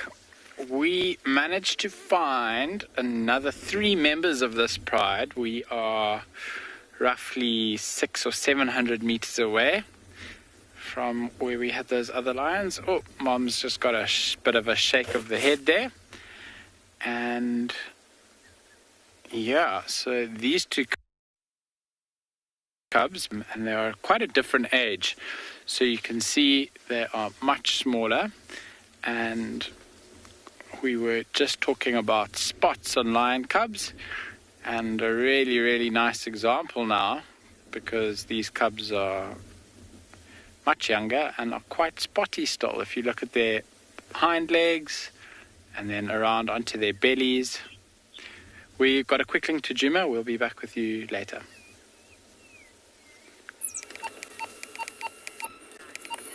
Well, we've just found what she's been looking for. Look in the foreground in front of Tundi. There is a warthog. It's less than 3 meters away. There's a massive spider web, though, between her and the warthog. So Tundi is just watching it. Now, this size warthog would be the right size for her to be able to go, and there might even be little piglets in there. That's what we might be looking for. But there's a little standoff between the two of them now. You can see how close she is. She's right there. It really is very, very, very close. This warthog has no idea that Tundi is there. I think this warthog is still pregnant. And there are little ones there. I can't see. There is a little one, I think. Well, there's an ear, at least, of something in there. So there's more than one.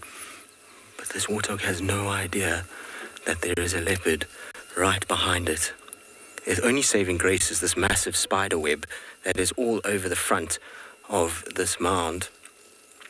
You can see it there, so Tundi's got to go through that to get to this warthog. Now, if this was a male leopard, something like Hukamuri, Tingana, Mulawati, they probably would have taken the opportunity already and would have dived in. But she's a lot more aware of warthogs. She knows a warthog can be dangerous, particularly because of her size. So she needs to just quickly check first, okay, how big is the warthog? Is it large enough to actually go after? I also can't believe the warthog is coming out to investigate us. Generally, warthogs don't do this at all. They're normally quite shy and would have gone deeper into the mound rather than come out.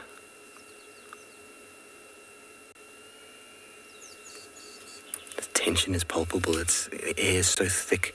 Let's see if this warthog spots her.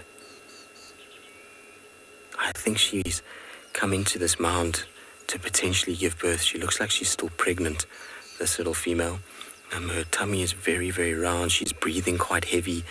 So I wouldn't be surprised. It's quite early in the day for a warthog to be in a mound already.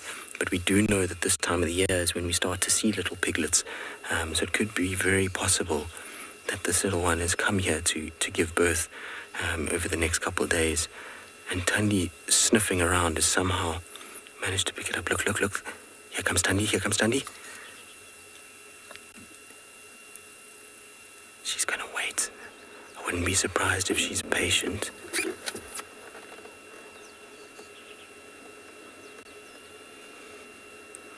She's nervous because she doesn't want to go flying into that hole because she doesn't know what else is down there. She doesn't know how many warthogs are there and whether or not there's a big boar that could potentially hurt her.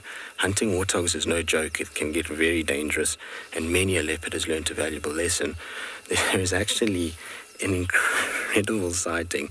It makes me laugh every time I watch it, of Tundi and a warthog not far from where we are right now on Gari Main. And what happened was, look, she's going to go on top there. She's going to try find a way that she can sit where this warthog might come back out to see, and then she can pounce on it if it comes out. Look how she's backtracking exactly the way she came, very, very gently. Look, and up she goes. So she knows she needs to just sit on top now and be super patient and wait for the warthogs to start making an appearance, because from the top there she'll be able to see them and she can come down and still be able to grab one, but it won't see her as easily as what it did a little bit earlier. Now, because she's done that, I'm also going to reposition and give this space a little bit, because we didn't know the warthogs were here. We just came around because she was walking around the mound. As soon as we saw the warthog, we just turned off. But what I'm going to do is just move and reposition and give a little bit of space. So if the warthog's head comes back up, it doesn't feel like there's something right on top of it. It's not kind of what we want at all, and so we'll park further where we'll have still a view of the hole, but we won't be on top of the mound at all. The idea behind this is the warthog is coming out apparently, so let's quickly come around. There we go, the whole warthog family is out, but this is much better. You see why she's being careful. Look how many warthogs are coming out of there. Now, if she had just jumped in there, she's going to get a face full of those 3 warthogs. So she's checking first to see, okay, wait a second, how many warthogs are here and what do I need to be worried about? Amazing, isn't it? Now she's just on top, she's watching them, and we know we can't see her nicely, but if any action happens, it's going to be in that little vicinity there. So it's worth just parking further away. You see how we've distanced ourselves now? Those warthogs won't feel like we're right on top of them, and therefore will be a lot more prone to actually moving around than if we're there. So we don't want to influence the hunt in any way. So we obviously don't want to benefit Tundi, but at the same time, we don't want to hinder the warthogs either. So it's always good just to give a little bit more room, and this is a lot more comfortable for me and for the warthogs and for Tundi, I would imagine. That way also, if those warthogs want to run, we're not in the way where they potentially run into us and she grabs one. Always just feel better when I give it a little bit more space. It's amazing though, the difference between a female leopard and a male leopard in terms of their approach to warthogs. Delian, indeed, it is a very tense moment. Whenever you get predator-prey interactions of this nature, like I say, the air tends to feel like it's thick and that you can cut the tension with a knife. So we'll just have to wait and see what plays out.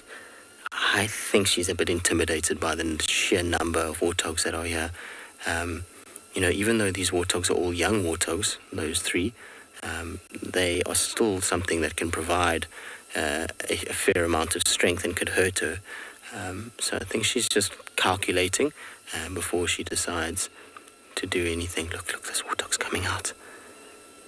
I think she's waiting for warthogs. There we go. There, she's got it.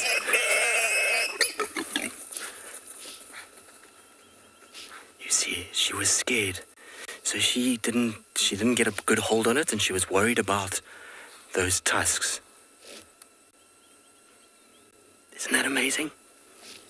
Now, if that was a male leopard, it would have been a complete different story. Female leopard, there's no way she's going to try wrestle with warthog. She obviously grabbed it, felt that it was too strong, and she's just let it go before she gets gaffed by those teeth that they have. You see, they've got those little tusks, and then under there are little modified teeth that are super sharp and cause a lot of damage to leopards. And Tundi has never been a good warthog hunter. As I was saying earlier, I had this crazy video of her running up to a warthog and sniffing its bum, and the warthog gets the biggest fright of its life and zooms off at a rate of knots out of there. And you see, she's looking for piglets. That's what she's looking for. She's not looking for adult warthogs. So that was opportunistic. She saw a warthog run. She grabbed it, realized, hang on, this is too big, too strong for me. Let it go. And she's now listening to see if there's babies inside there. And if there's babies, you might find her going down and trying to dig them out. I've seen warthogs or leopards do it before, where they go and they kind of jump onto little babies that come out in the chaos of their mothers running away. Wasn't that insane, though? Did you hear that warthog squeal? As soon as the squealing started, she let go. And I wonder if maybe she's just had a bad experience with A, a warthog hurting her, and B, squealing and attracting other predators. Damien, you say that was so close. Well, I mean, she grabbed it. She was on it. She just didn't get that roll right. So if she'd gotten the roll and actually hit the throat, I think she would have carried on trying to kill it.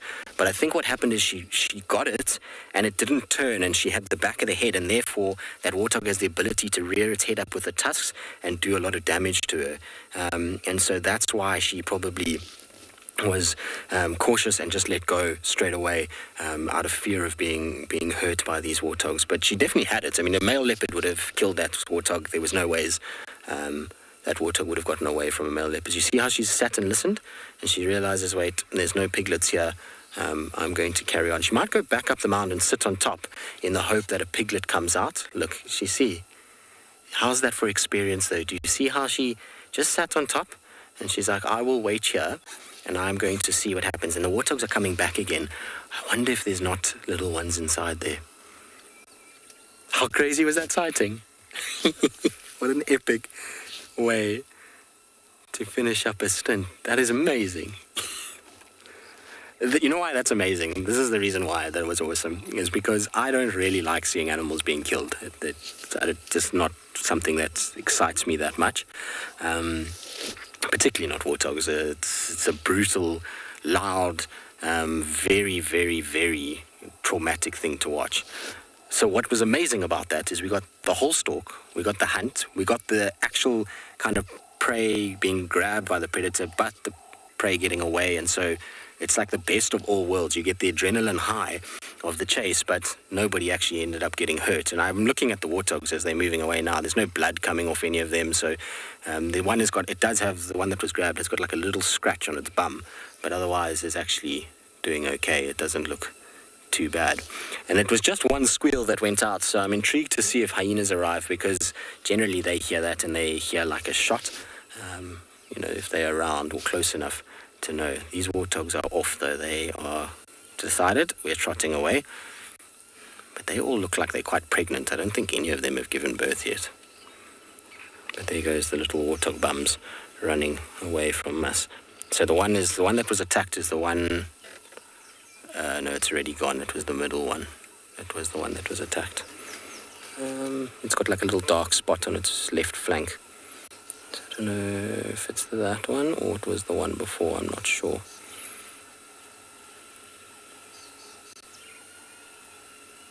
Nope, they're out of here though. Wow. Well, that went crazy very quickly. Tanya.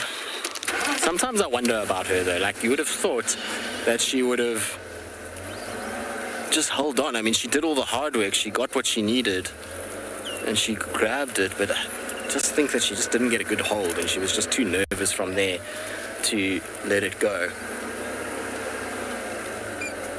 I mean, to hold on to it, sorry. I'm trying to just see if there's somewhere I can park where we can get the hold, but also get a view of her and watch her. I think she still thinks there's something in there.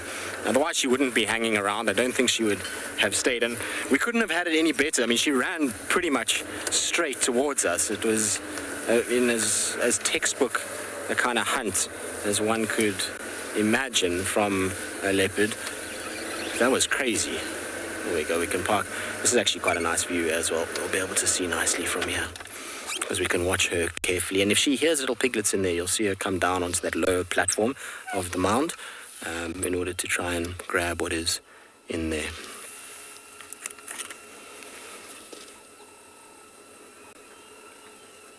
Madness. I thought she was going to hold on to it, though. I really did. When I saw her actually grab it, I thought, okay, the instinct will just take over, that she's got it in her paws. Now she needs to kind of wrestle with it.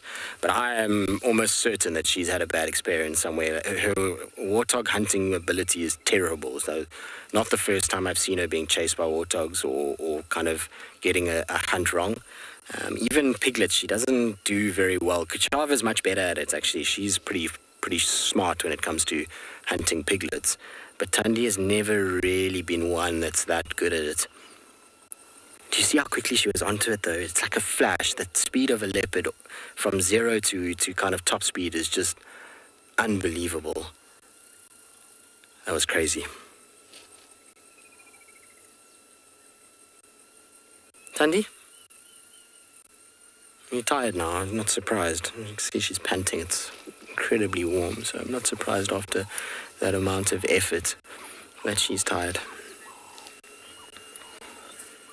Sharon, probably not, because it's getting late in the day. I don't think they're going to come back to this one.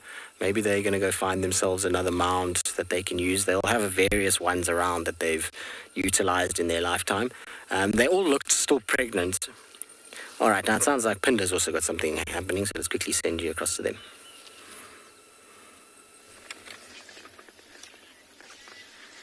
Absolutely incredible scenes over here. We have come to this watering hole, and there's these buffalo bulls, and just on the other side there are 2 cheetah.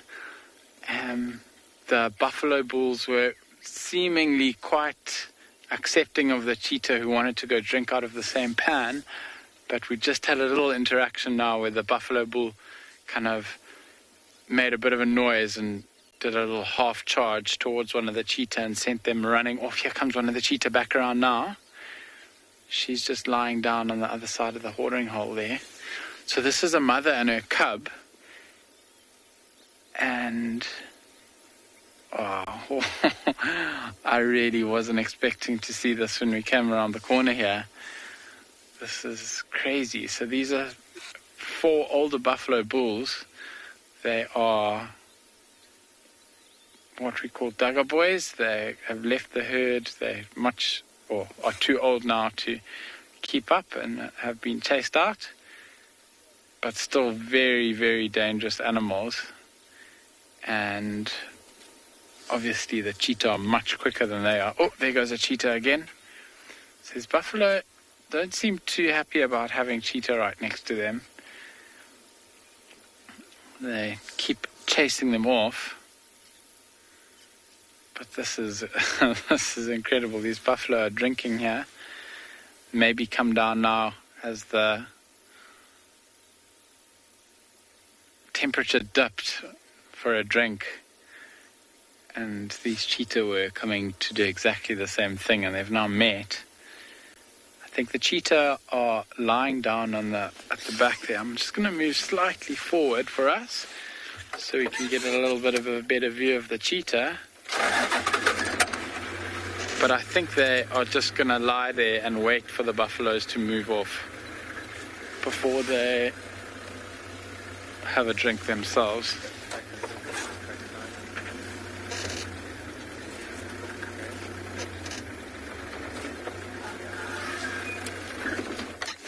There's a bit of a better gap so we can actually see these cheetah. Wow. This is amazing. I think one of the most exciting things about the bush is you could come around a corner and see absolutely anything.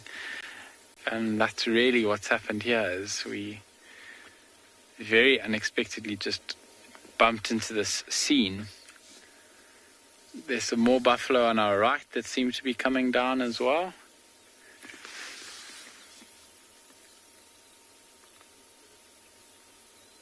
And these cheetah are now lying down in the grass. They're going to wait for these buffalo to finish drinking and wallowing, and I think they'll come and have a drink after that.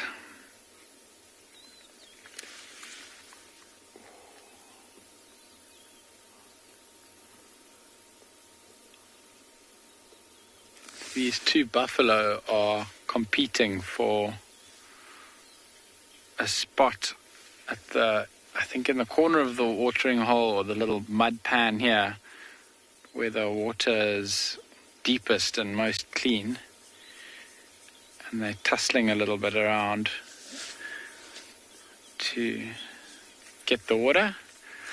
These cheetah are just going to have to be patient, I suppose. That's what they need to do now. There's no way that they can push these buffaloes out and have a drink themselves, but buffalo will move off a little bit later. So I think if these cheetah just stay and wait, they'll get their turn.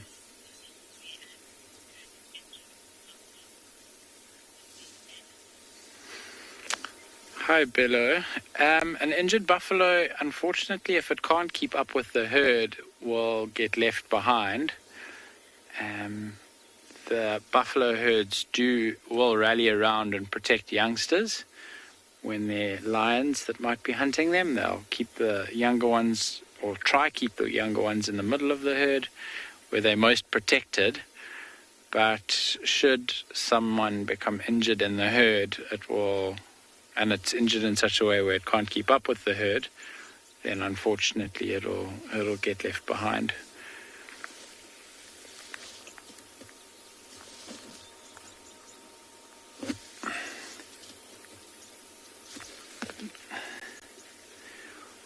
We can tell that these are buffalo by having a look at their horns, buffalo bulls, by having a look at their horns. We call the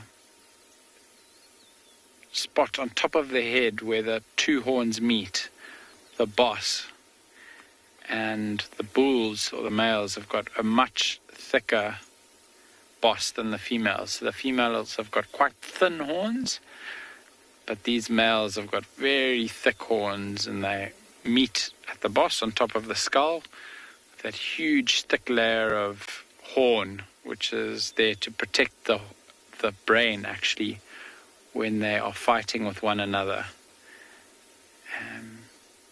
Very amazing adaptation. Is the buffalo now walking towards where the cheetah are lying down? Well, he's not happy. He's had enough to drink, I think. So those cheetah might have to move a little bit again. But they don't seem too worried, actually. That buffalo is probably 3 or 4 meters away from where they're lying. And they are just lying quite still. Still patiently waiting. These buffalo are just getting into it, though. There are still more. There are a couple more that are coming to drink and to wallow. I think I'm going to try and move a little bit again, just to get a little bit of a better view of the cheetah, and just so you can see exactly how close the buffalo and the cheetah are to one another.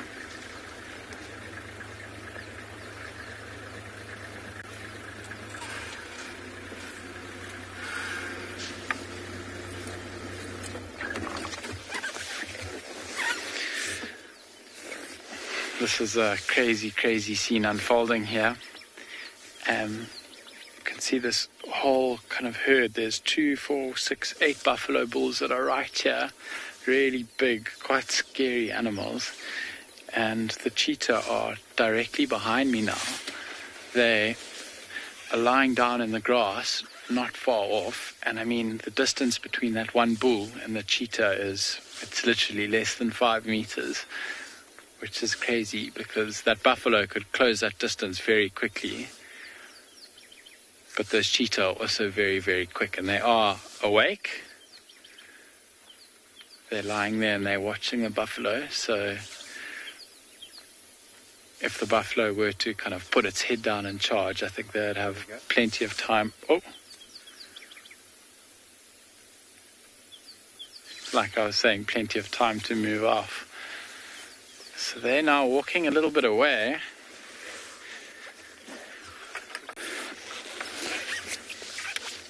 They seem to be heading off. I think these buffalo might have had enough now of the cheetah being close, so the cheetah might need to move off a little bit and then come back to drink a little bit later. can see the size of these buffalo. They really are massive animals. And a lot of muscle in the body as well. They really are built for strength. And it all comes and concentrates on the head. These two are having a little bit of a tussle on the right. Not a serious fight, but they definitely are locking horns. You can see heads down, facing one another. No, now they've stopped. I want to move us around to where the cheetah are. And maybe now that the buffalo is not in the way, we can have a bit of a closer view and less interrupted view of exactly where the cheetah are lying.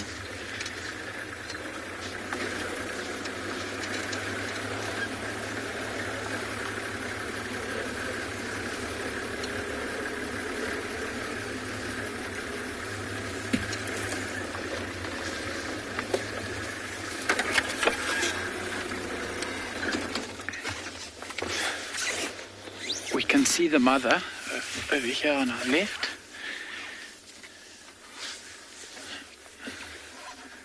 She's lying down. She's probably given herself about 20 meters of a buffer now between herself and the buffalo, and the cub is just behind her, another 5 meters into the long grass. Lying down there, also very aware and awake. But this has been an incredible surprise and such a wonderful sighting. We are going to stay here with these animals and see if the buffalo move off and the cheetah do come to drink. But for now, we're going to send you off to the next location.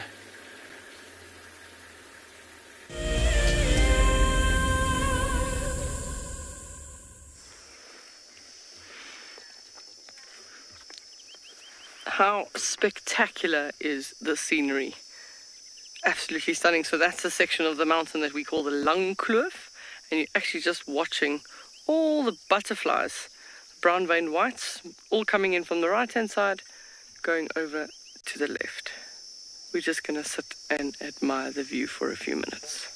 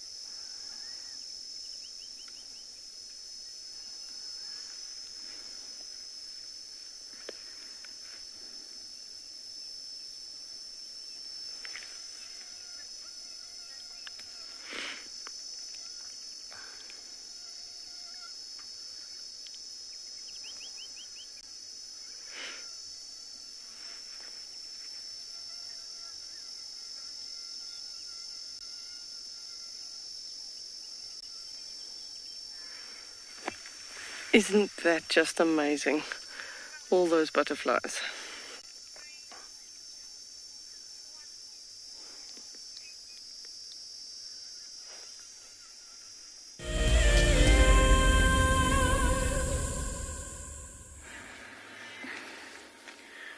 Welcome back. We have got a magnificent sunset on top of this beautiful sighting.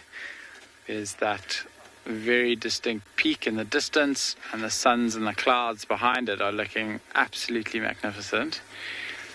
One of the buffalo we've just noticed over here has only got one side of his horn left, so the one horn is completely broken off just on the outside of the boss, and you can see how tatty his ear is as well. So I was saying that these bulls are older bulls, maybe unable to keep up with the herd, and this one really is a little bit worse for wear. We can actually see his hip sticking out at the back as well. So this is an old bull, potentially broke that horn off while fighting with another male. The fights, I'm not sure if you guys have seen buffalo fighting, but they can get really, really intense. And even though these horns are really thick and really strong, they are not indestructible, as we can see with this horn here. And that right ear also very droopy, quite tatty. The ticks that we have in the bush here they really go after the soft spots on animals, and there's a lot of soft spots around the ear. And with buffalo, the ticks in the ears can get so bad that the bits of the ear can actually drop off. We're having a look at his left hand ear now, and also very, very tatty, possibly from ticks. Now, the way they deal with ticks, if we go across to this buffalo on the left, he's found a scratch post, and he's having a good scratch. It's an old stump of some tree that he's got there. And there we go, he's rubbing himself up against that old tree. Linda, so a buffalo's horn will continue growing throughout its lifetime, but it won't grow back, no. So it's if it breaks off, it's unfortunately broken. It's not going to regrow. If it breaks when it's young, there might be growth that comes out and grows through it. But for this old bull, his horn is unfortunately not gonna grow back. I imagine that this bull's horns, before they broke, were really big and magnificent. You can see on top of his skull where the boss sits, that protective covering for the brain. That is a really massive boss. You can actually see quite nicely now that the side of the horn's broken off, how thick that protection is. And when these buffalo are fighting and jousting with each other and the heads are colliding, you can really get an appreciation for how important that is for their, I suppose, preservation of their brain. So he's now chewing. I don't know if you've noticed, he hasn't gone down to take a mouthful of grass recently, but these buffalo are ruminants, so is he going to go against what I said and lean down and take a mouthful of grass? No, he's having a scratch against a tree, little twig that's up there. So they'll eat a whole lot of food and then regurgitate it mouthfuls at a time and re-chew it again. And that helps them just maximize the amount of nutrient that they can get out of grass. They really break it down thoroughly. You can see how he was using that little twig to get into the slightly harder to reach places. So around his ear, we were just talking about how those ticks might really be bothering his ears and have been bothering his ears for many years. He's got his own ways of dealing with that and getting rid of them.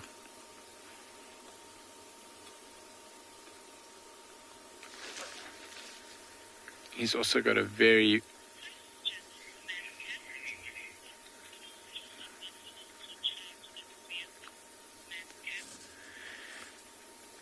Ma'am, can a buffalo to charge a vehicle? That's, there's a number of different reasons. I think it probably, in the end, comes down to the individual buffalo. And if it was feeling particularly vulnerable, or if it was injured and it couldn't get away, and the vehicle got really close, then I think that might be it. I haven't experienced buffalo charging my vehicle before, though, so fortunately or unfortunately, I can't tell you what you could do wrong to get that to happen. This buffalo on the left now is starting to walk towards the cheetah again.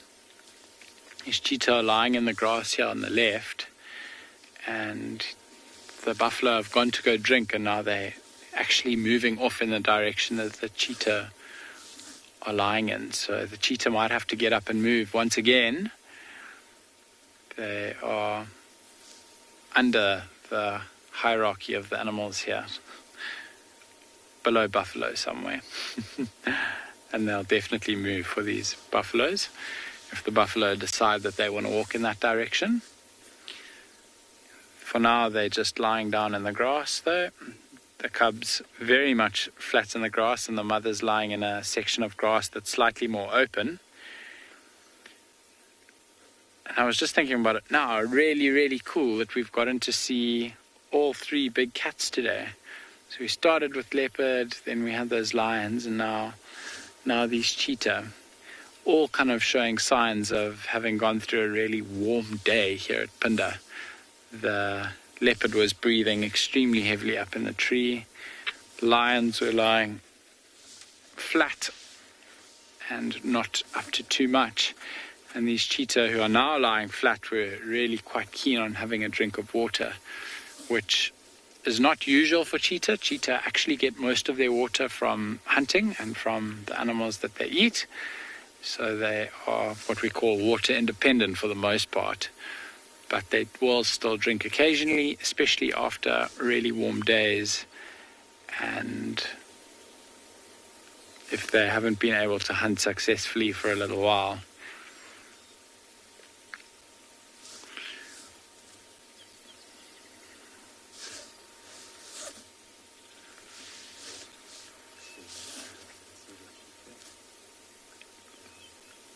The buffalo are now grazing a little bit. The one closest to us in frame has got his head down.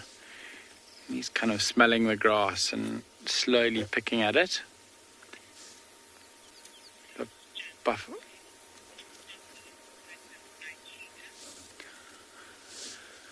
Paul, these buffalo are not in the bit phased by having cheetah around. If they felt threatened, they would have either run off or charged the cheetah and chased them away. Cheetah, especially female cheetah, are much too small to think about taking down a buffalo, especially an adult buffalo. And there he goes. Not charging the cheetah at all. Actually, he just walked into the cheetah space, and the cheetah decided that it was time to move off, and there she goes and lies down underneath another little bush. If the buffalo did feel threatened by these cheetah, they would be behaving much differently to how they are now. Most of the bulls are on our right, still around the mud wallow, and these two seem to be trying to lead the others away, but the others are standing around at the wallow. What they'll most likely do from here is carry on feeding for the afternoon and into the evening. We're going to see this buffalo walk right past this mother cheetah now. Yes, that is so cool.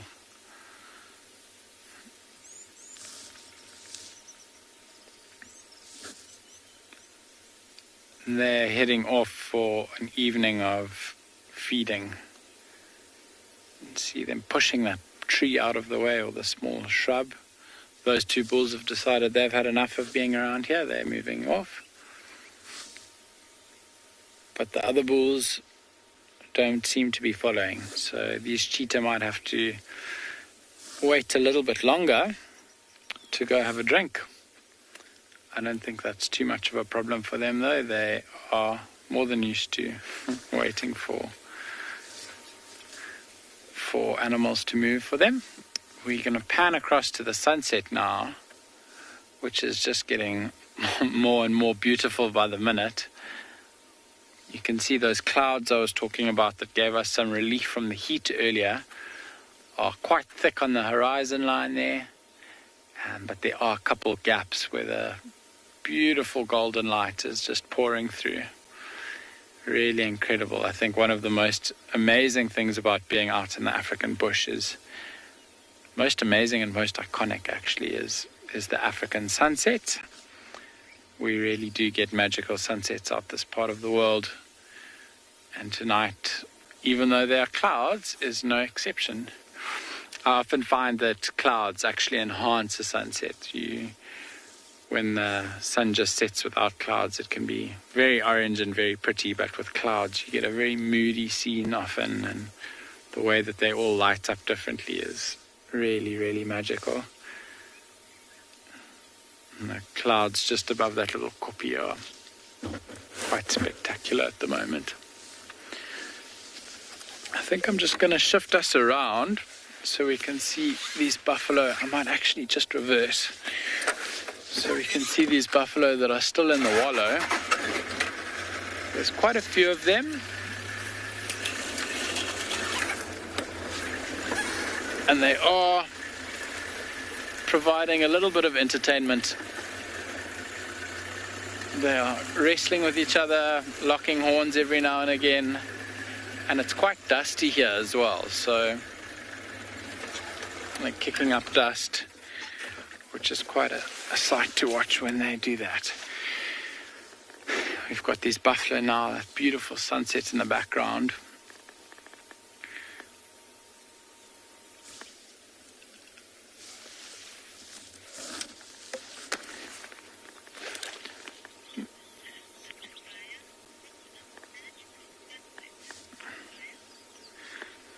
But Fire, I completely agree with you. I think it's a really beautiful sunset that we're getting at the moment. The sun hasn't quite dropped below the horizon. I think it's still got another 15 minutes or so, maybe 10. It does start going down quite quickly at this point. And a magical scene to be sitting in. We've got these buffalo here, the cheetah still waiting patiently, and these buffalo walking around, kicking up this dust is quite a scene as well. You can see that the grass around this mud wallow has been quite worn down. I think, oh, there we go. So these two might be, no, thinking about locking horns, but then they changed their mind. The texture on this near bull's horns is really amazing. It's really, really quite something.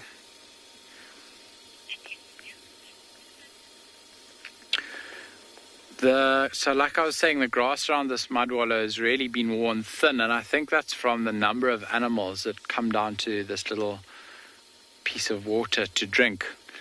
There's not much water in this area that we're in now.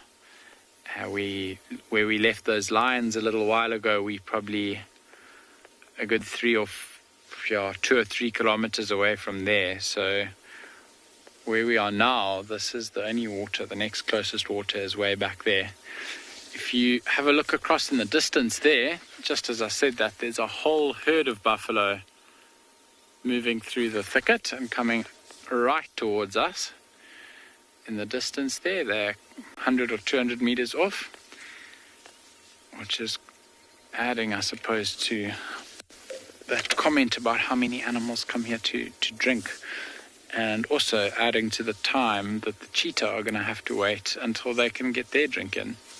It'll be interesting to see if this herd arrives now and has maybe some smaller buffalo in the herd, how the adults, and in particular the mothers, are going to react to the cheetah when they see them. It might be quite a different reaction to these bulls that are here, even though I don't think that the cheetah would try catch a buffalo calf. The buffalo calves are much more susceptible to predation than these older bulls. So we might see a little bit of a different reaction coming out of that herd.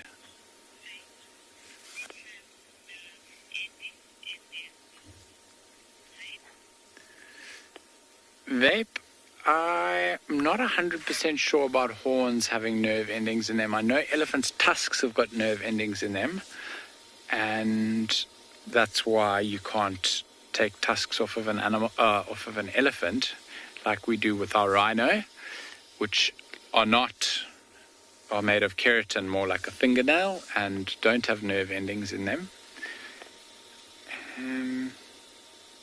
Quite an interesting thought. I think if they do have nerve endings, I don't think they're very many, because it doesn't seem to bother animals too much when horns break and things like that. Not like a sore tooth bothers a human anyway.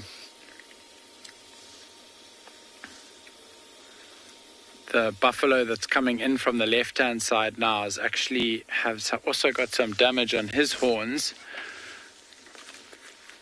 On the horn facing us, it looks like it's shattered a little bit, and some shards of horn have come out. A lot of these older bulls show signs of wear and tear on their bodies, though. We were talking about the ears of the buffalo earlier being tattered and torn. Lots of these bulls have got ears that are not quite complete anymore. They're missing little bits and pieces here and there. These buffalo really are trying to make the most of this little bit of water. There we go, he's looking at us now. We can see actually on the boss as well, it looks like there's some horn that's cracked off.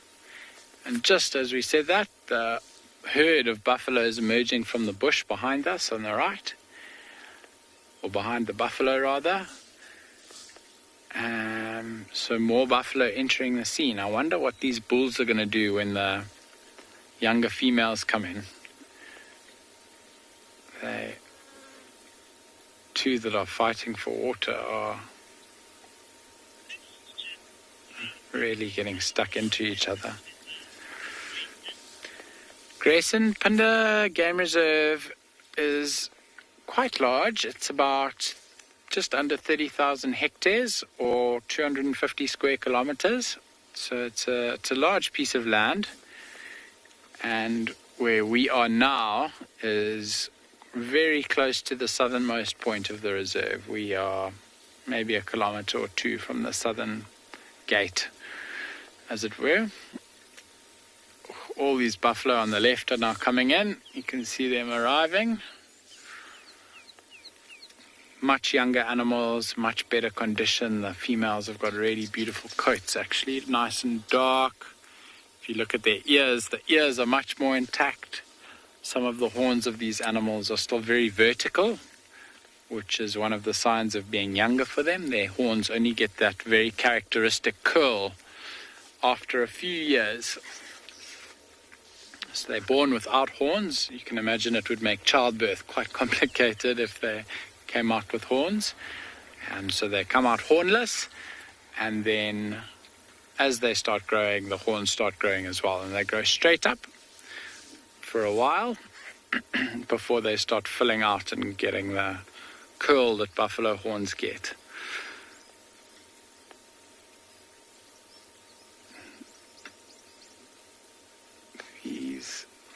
Quite a few of these, really seeing how skinny this bull is now that's closest to us.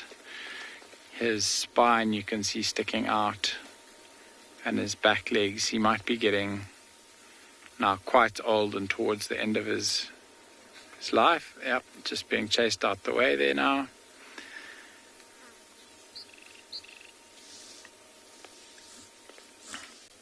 The cheetah are still very much in the same place as they were 5 minutes ago. They are lying and waiting patiently. We are definitely going to hang around here for the next little while to see what unfolds. Quite cool that this whole herd's come down now to drink. And we'll be here a little bit later, hopefully when these buffalo move off and the cheetah get their opportunity to have a drink.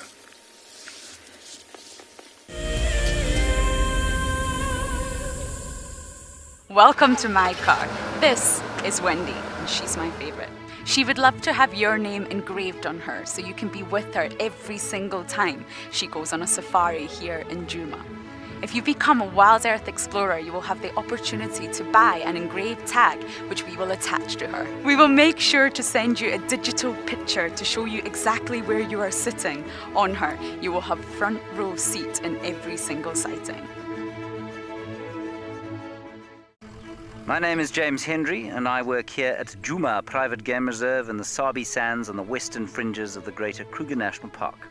My favorite part of getting questions from viewers is that we get to have long and varied discussions about all sorts of different aspects of nature. Because our audience comes from all over the world, it's very special to have different perspectives from everywhere. If you want to submit a question on WildEarth, you need to register on our website. Once registered, go to the Live Safari page and submit your question beneath the live feed. Hello everyone, my name is Trishala and I am a naturalist and safari guide here in Djuma Game Reserve in the Sabi Sands in South Africa. I think that the information that we provide, and most importantly the questions that you ask, give both you and I a really good idea of what's going on. My friend Fernando here, he's a flat-necked chameleon and I love them. They're just these gems that you manage to find in the bush. Catch up with the guides daily here on WildEarth. Have you been watching WildEarth and dreamt of being right there on safari with one of the guides? Well, now you can. WildEarth is offering you a chance to buy a ticket to dream. You or a friend can hop on board a live WildEarth show and join our guide on safari. The ticket is redeemable at any of our locations, anytime in the future. Only a limited number of tickets are available, so don't wait. Get your ticket now and start dreaming. Terms and conditions apply.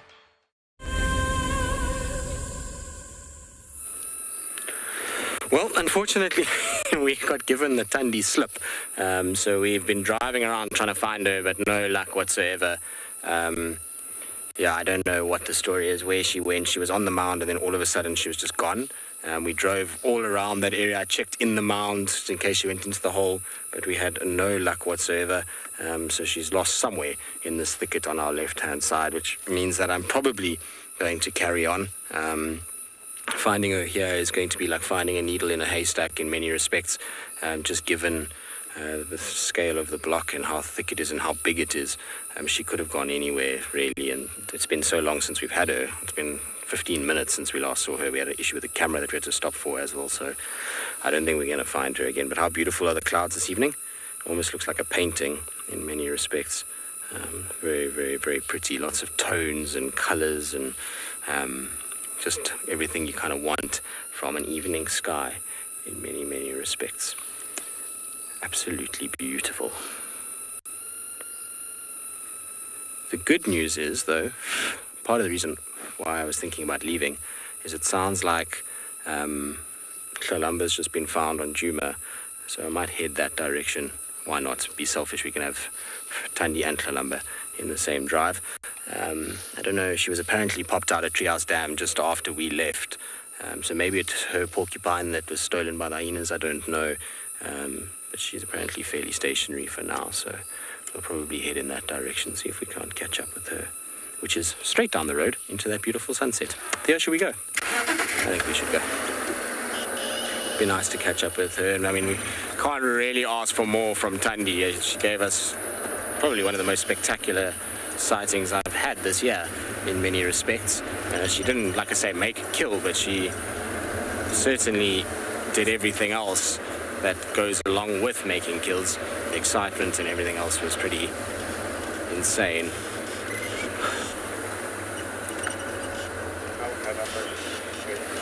So Angel, it's difficult for me because I really, really do enjoy all of them. Sounds like she's going into a tough spot, so we're going to try to see if we can find her again. All right, copy that, fan. I'll make my way in that area, see if I can relocate. Thank you. And so, difficult for me to answer that. Tundi and the females?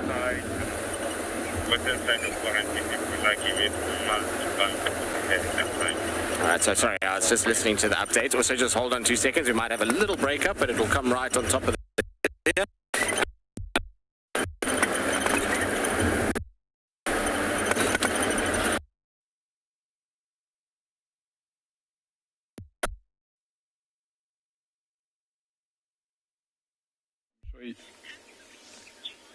headbutt me, I headbutt you.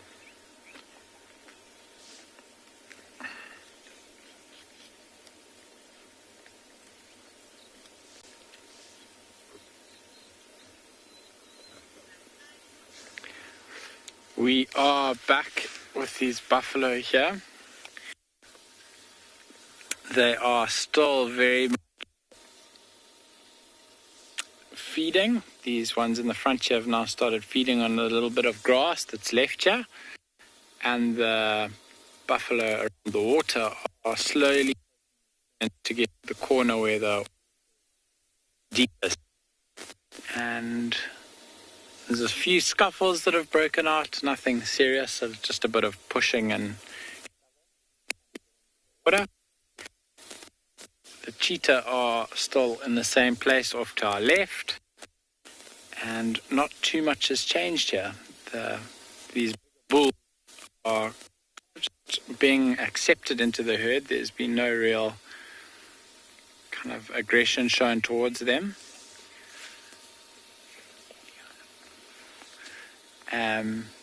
But we're yet to see what's going to happen when the buffalo move away.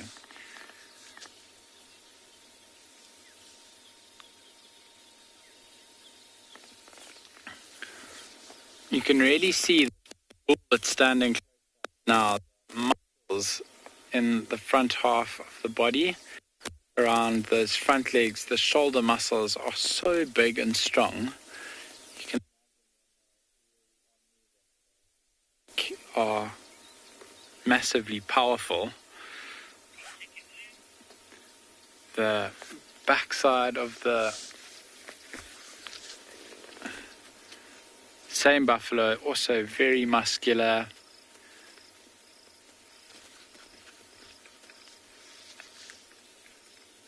And you can just really see how strong these animals are.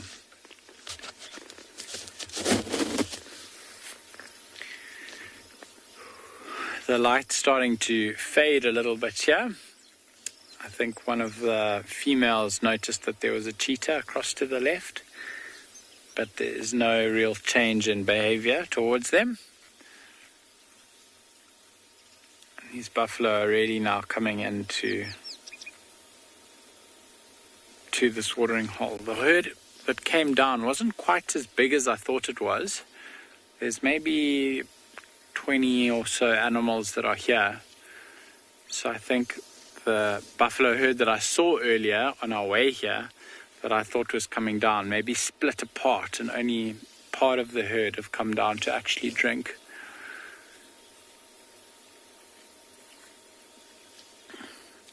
It's been we're at the end of a very long hot day though, so these buffalo are drinking lots of water. And they're taking their time about it as well. I'm getting a little bit impatient for the cheetah.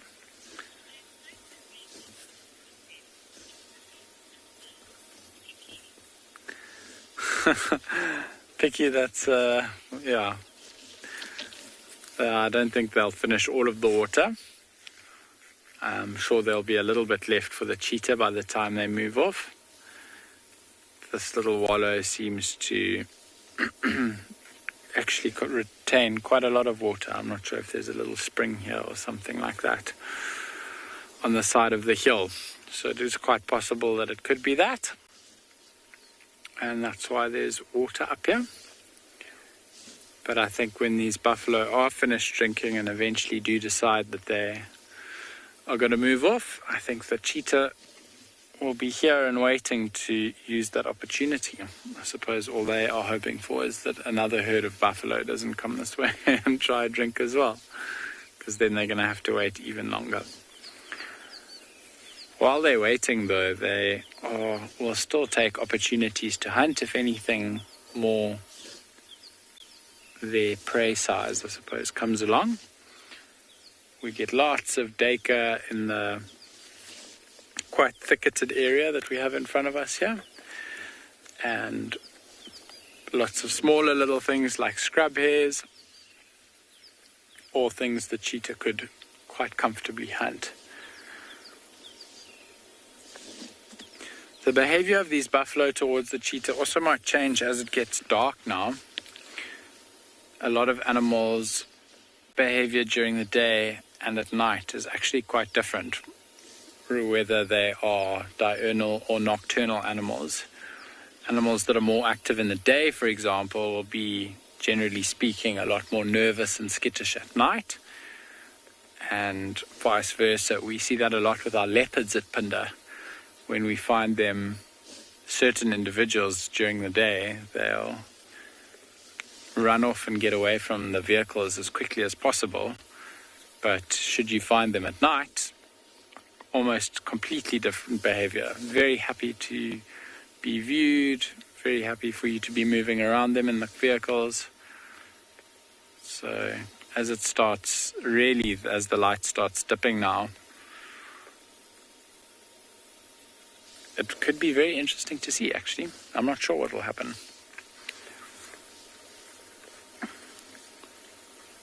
And some of the bigger buffalo are now moving out of the water.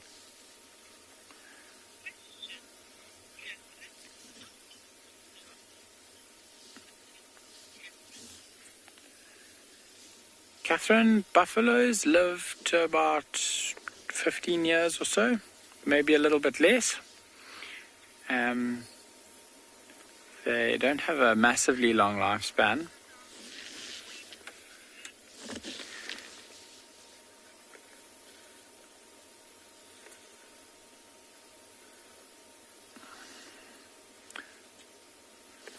The younger animals are all coming down to drink now. The bigger guys have moved out of the way and the young ones are getting the opportunity to have a sip of water. There's a cow here on the right who is very heavily pregnant, actually. She's just turned away and is facing away from us, but you can see she's got a massively swollen belly that's hanging quite low as well.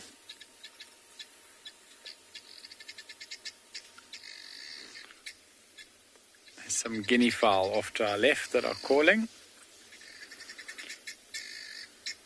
I think quite a familiar sound for a lot of South Africans. Yep.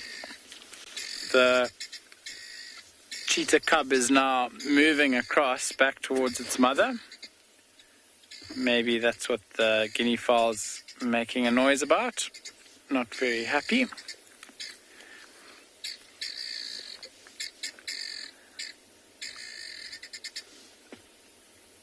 This cub, they lie down flat, and she actually has just disappeared completely into the grass. So the mother's still lying there. She's rolled over. Oh, a big yawn now. She has rolled over once or twice. She was facing us initially, then she rolled over to face the other direction, and she rolled over to face this direction again. I think that was maybe a little bit more to do with those two bulls that walked past her a little bit earlier. That guinea fowl really doesn't sound happy that it's discovered cheetah nearby, though.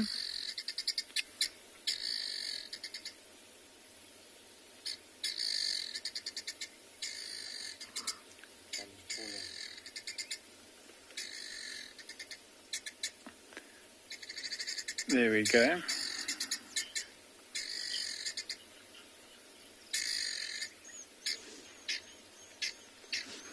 Yonela, I'm not sure if you know, well, for me anyway, buffalo and cows look very, very similar. Oh, here comes the guinea fowl. A very unhappy guinea fowl. Buffaloes and cows are very similar looking. Their temperament is quite different.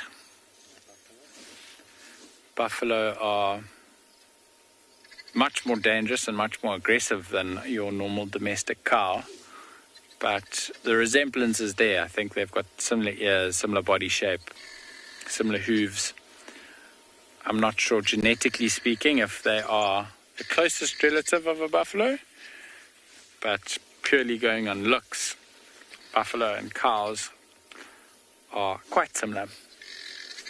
We also get water buffalo, which are quite quite similar to our African buffalo that we get. So I think in many parts of the world, actually, I've experienced them in Asia. But water buffalo, much similar looking to our buffalo than cows, except they can be domesticated. So they can still be quite dangerous when in the wild, but they can be domesticated and actually used for subsistence farming in some rural areas.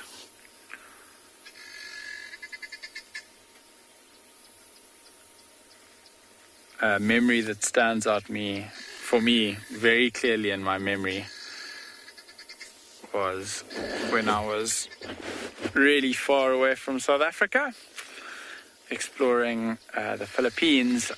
I was driving a motorbike around the back of one of the islands, as one does, and around the corner, I hadn't seen anyone for about half an hour, and around the corner came a water buffalo. Water buffalo's horns are actually quite a lot wider than our buffaloes, so they extend quite far out to the side of their heads. And around the corner came this water buffalo walking down the road towards me, and on its neck was sitting a girl. She couldn't have been more than 3 years old, and there was no one else there. And she was just riding this water buffalo down the street, and that was, for me, an image I think that will probably stay with me for the rest of my life. It was quite a spectacular sight. I didn't have a camera with me though, so it's going to be a image that I'll have to keep with me in my brain. I think these buffalo are almost finished drinking. There is one bull that looks like he is still drinking, and the rest are all now standing around. Some of them are looking at us like we might tell them what to do. I don't think that's going to happen though. It's not going to help. But they might decide to move off. I'm not sure if they're going to go back in the direction they came. It does look like some of the herd wants to be moving in that direction. Also, it could be quite interesting to see if these bulls that were here on their own before the herd arrived will move off with the herd. I think the cheetah might have given up waiting around. I just glanced across to my left now and noticed that they'd actually moved. But they also might just have moved a little bit further off into the thickets.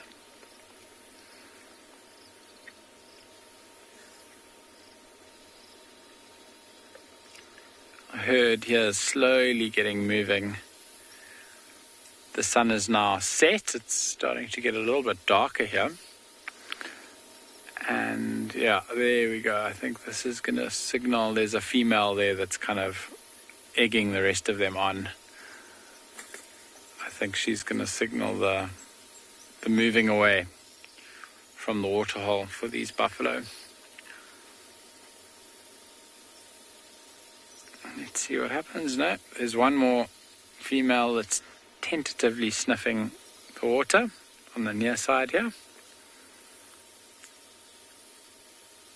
But I think she might have to drink quite quickly because it does look like the rest of the animals are moving off.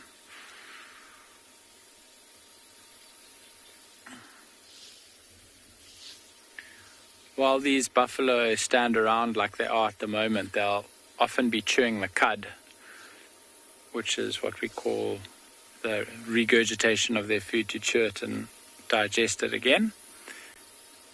So they don't actually actively need to be picking grass to be feeding.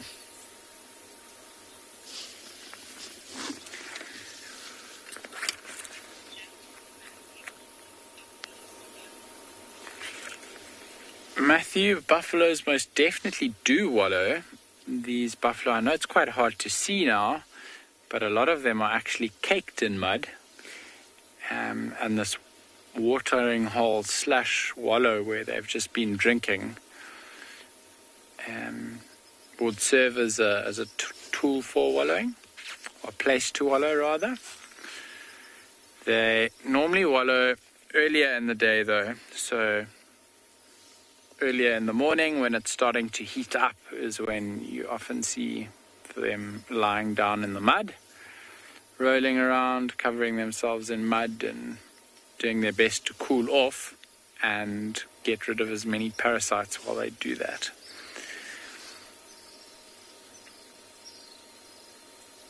This has been a really, really spectacular sighting here this evening. I'm very happy that we got to see it. Buffalo still slowly deciding, I think, whether or not they want to move off. Some of the herders decided that they're ready and the others are undecided. And the interaction with the cheetah on the side was, when just as we arrived, actually was spectacular.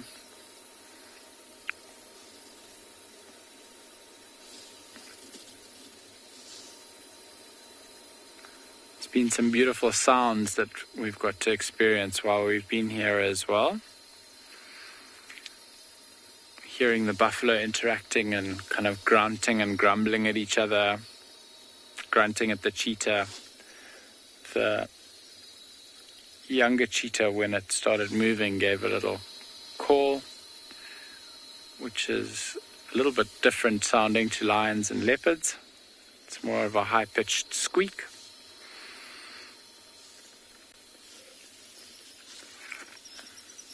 And while we wait here, it could actually be quite interesting to see if any other animals come out and try drink at this watering hole. Like I said earlier, there's not really much other water around here.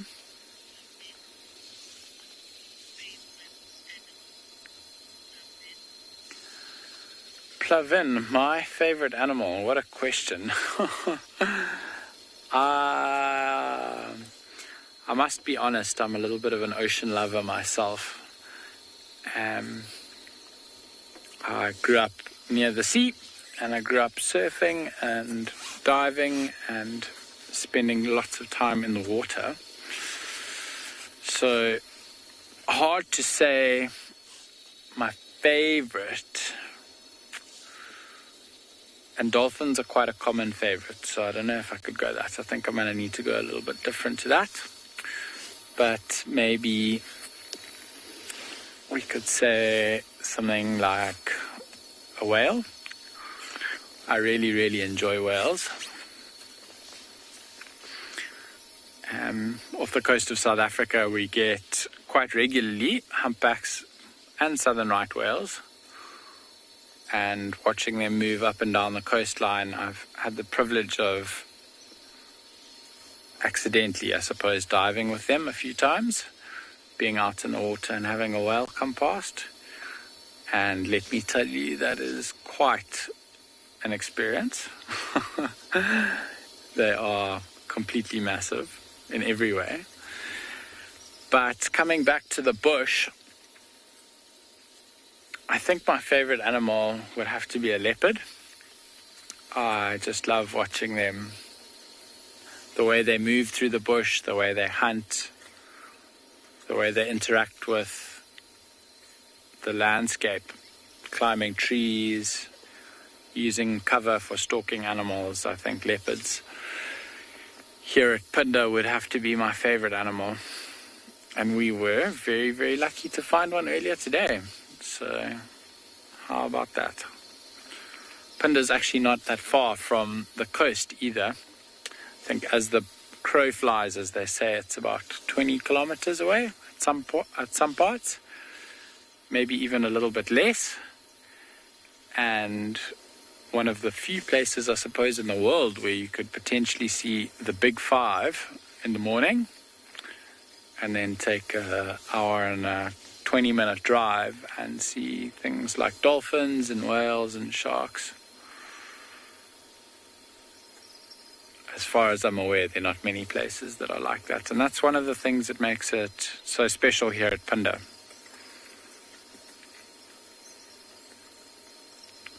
This buffalo is now slowly getting out.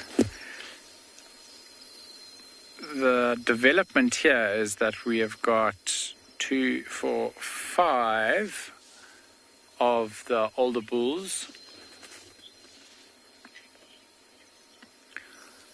5 older bulls and 1 female. So I think these 5 bulls were here initially, and then this female came down with the herd and she's gotten left behind. What we're going to do from here is we'll slowly move forward a little bit and see if we can find those cheetah. But for now we're going to cross back to Tristan, who has got his leopard. Lucky guy.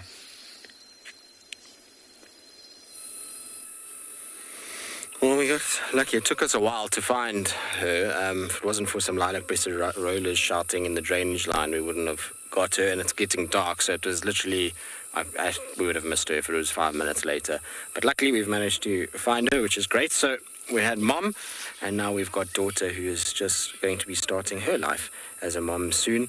We hope. She hasn't had her first litter yet, but it can't be far away in terms of her starting to mate and finding a suitable partner, and then a den site, and then giving birth to little cubbies. It's going to be exciting when she does. To have watched her grow from a tiny cub herself to when they start to have cubs of their own is such a crazy experience, and such a privilege in so many respects. And so all the cats have come out this afternoon, which is wonderful, because this morning was super quiet. Maybe that impala that was alarming at Treehouse Dam earlier was for her. Who knows? Like I say, we left there, and then just when we kind of got to Tundi, they found her at the dam. So we were 15 minutes too early at Treehouse Dam. But anyway, it goes that way. Sometimes we've found her in the end. I was a bit worried because the vehicle said that they had left her in the drainage line, and the drainage line is not friendly at all. But like I say, we got lucky, and she's given herself away. Well, the lilac-breasted rollers gave her away, and that allowed us in turn to be able to find her, which is wonderful. You can see she's fairly warm. It's still very, very humid this evening, so she will be panting hard even as the sun is down. You'll also notice that we're in infrared already by now. It's getting dark pretty quickly, so we're in infrared purely for her benefit. She's on the edge of quarantine in this drainage line, and as we know, there's a lot of animals that move around in quarantine, and therefore if we're spotlighting her and shining lights on her, she's going to get seen super easily, and that's not what we're out here to do. We're out here to have as little impact as possible, and so we don't use lights on them at all, and that's why we're in infrared now. It's still fairly dark though. Sun has gone down, and so I think what she's waiting for now is for it to get really pitch black, and then she's going to start maybe trying to go after these lambs that are on quarantine itself. I saw quite a nice herd of impala already, a little bit, not too far, maybe 300 meters from where we are now, that we're milling about. So I wouldn't be surprised she tries to cause havoc with those impalas and tries to kind of catch one of the little lambs. Incredible to see how she's developed as a leopard, though. You know, you always kind of, when you see cubs, you know in the back of your mind that really a small percentage of them are going to make it to adulthood. In fact, it's only supposed to be about 30% of leopards make it to adulthood, particularly in the Sabi Sands, where we have a high density of leopards. So it's always such a privilege when you see them grow and you see them being looked after from mom, and then that really difficult period where they go on their own and they end up having to try and figure out life as an individual cat that's no longer looked after by its mother, and that perilous journey to navigate a new territory, to find a territory within a high density area, lots of males, lots of rival females, and eventually they figure it out and they then start to become, you know, these fully fledged adult leopards. And it's a very cool thing to be able to spend time with them and watch them grow from there. And like I say, she is just from start to finish been amazing. She has always started to kill early. She's made lots of big kills. She's been an impressive female in many respects, and I think she's going to be a great mom as well. Her ability to move around and the way that she kind of does things, she definitely has what it takes to keep cubs alive. She's very, very good with that kind of thing. All right, we're going to just sort out our infrared light. It doesn't seem like it wants to shine right now, so while we do that, hopefully Colombo won't go anywhere.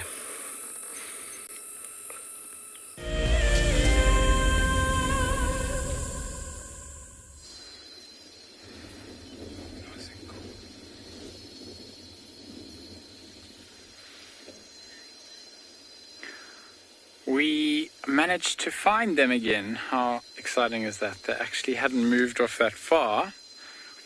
So we'll just sit here for the next 2 minutes or so and watch their behavior. The mother's sitting up facing us, and maybe a little bit hard to see, but you can just make out the two dark backs of the ears of the cub. Oh, there the mother goes.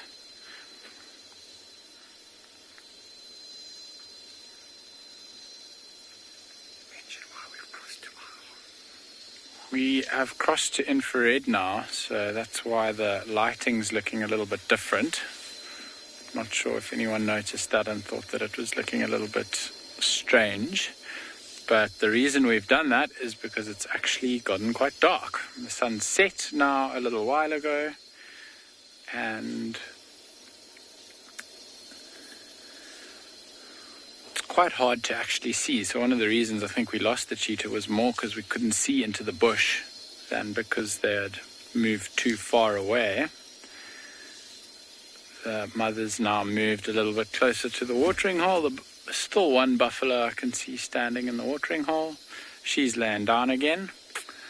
And the cub is now slowly following after her. So she's coming out there, we can see, also lying down, flat again. Shame, it must have been really tiring for them today in this heat.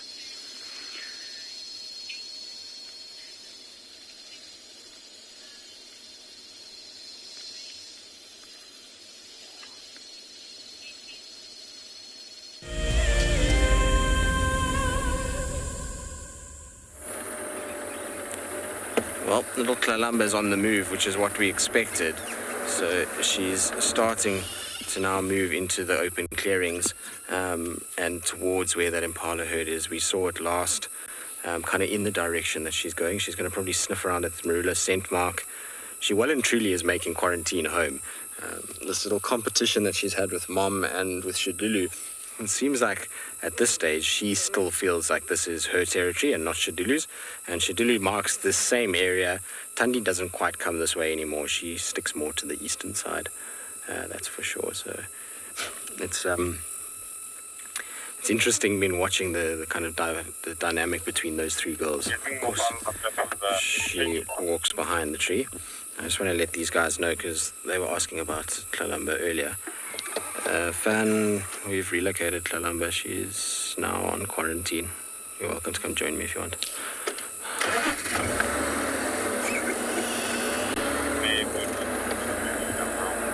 Right, so I'm going to try and see if I can just reposition slightly.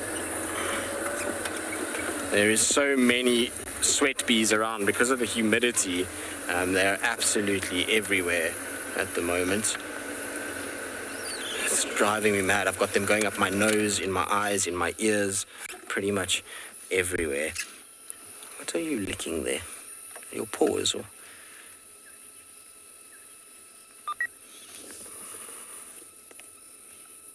What have you seen, girl? Oh, she is so pretty, isn't she?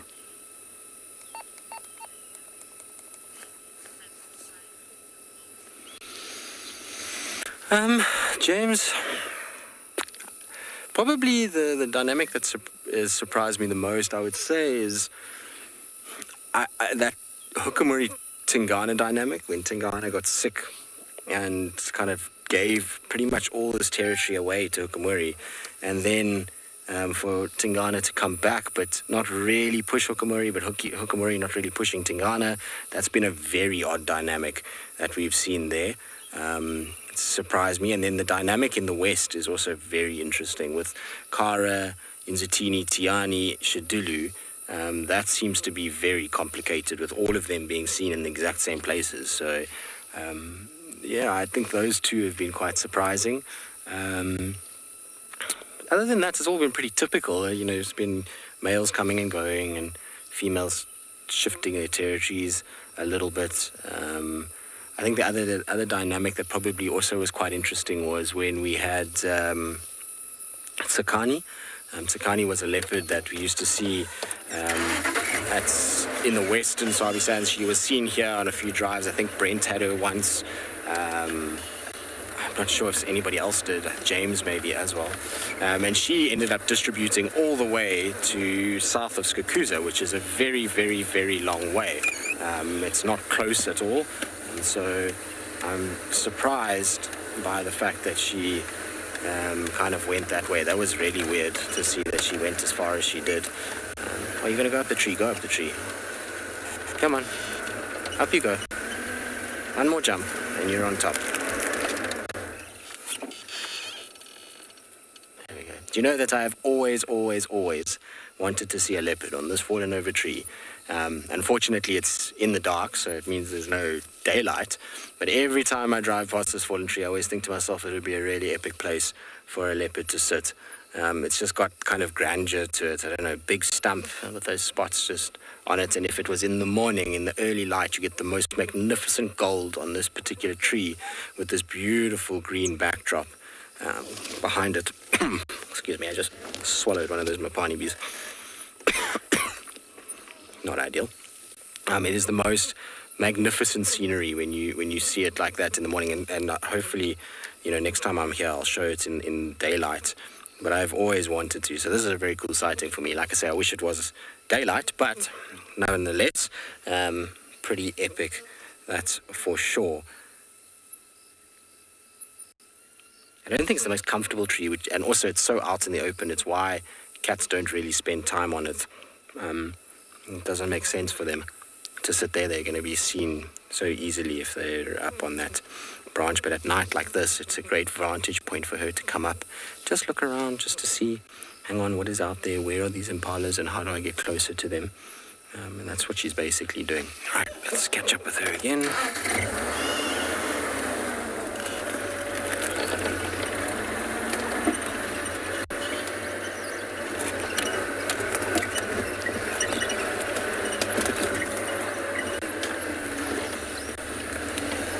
Right, I'm going to keep up with her, see where she goes in the meantime, though. Let's send you across to Dev.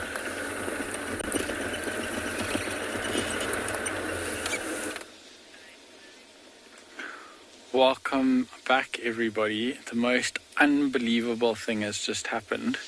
So we're sitting here with the cheetah and the buffalo. There's still buffalo in the watering hole. And this black rhino has just walked absolutely silently out of the bush and is coming towards the wallow as well. Was probably one of the last things I expected to happen. Look at that. Oh my goodness, that is so beautiful. This is an absolute treat. Black rhino and Phinda can be extremely hard to find. And we've just been sitting here at this watering hole, very much not expecting anything, very happy with the buffalo and the cheetah coming together, and this black rhino has just come into the scene. You can see it walking into the mud there now. And there's a buffalo right next to him. You can see the buffaloes. Oh, that is so close. A little bit of a different approach than when the cheetah approached the buffalo. Now suddenly the buffalo's got a much... Oh, there's a buffalo walking towards him. Rhino's looking a little bit nervous as he moves off there now. So the buffalo actually chased him out of the watering hole. He's walking right towards the cheetah now. The cheetah hasn't moved. Maybe 5 or 6 meters away from the cheetah. There you can see the cheetah's right there. With the direction of wind, I think this black rhino might have got a bit of a whiff of our scent and is now standing and looking at us. Oh, he's going to move right past the cheetah, almost next to the cheetah, and the cheetah hasn't moved yet. That is unbelievable. That is so cool. Wow. This black rhino is right next to us now. You can see its ears are pointed right towards us.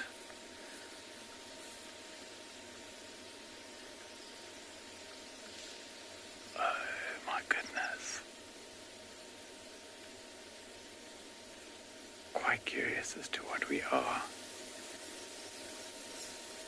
You can see the very distinct mouth of the black rhino there, much differently shaped to that of a white rhino, which has got a much broader mouth. I can't believe how close it is to us and the cheetah. The cheetah's maybe 10 meters away from us. It's standing in between us and the cheetah. Oh, there, cheetah and the got a fright. No ways. Yo, that is so cool. So he got maybe a little bit spooked from us as he moved closer and across. Oh, there's a cheetah. Oh, he's chasing after it now. That is unbelievable. Wow, that is cool. That is, oh guys, that is such a treat. That is really special. These buffalo are still drinking now. They don't seem too fazed by either the cheetah or the black rhino. I think we're quickly going to go across to Djuma. There's something interesting happening there.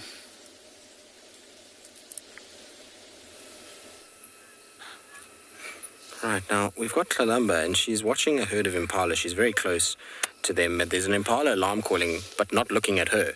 It's looking the complete opposite direction, which is weird. I don't know why. You can see these impalas are not alarm calling. It's just one that's shouting, and it's in that darkness over there somewhere. It's that individual there that's shouting. But you see it's not even facing us in any shape or form. So it's not the right... Maybe there's another animal here. Let's have a look. Just need to shine my spotlight a little bit just to see. It's definitely not Kalamba. Kalamba's to my right, so it won't be for her. But the impalas, I would say, are probably from where she is, maybe about 60, 70 meters, which is a long, it doesn't sound like far, but it's a long way for a leopard. You saw with Thandi how close she was to those warthogs. And also it's very open between where she is and those impalas, so she's going to really struggle to get a little bit closer.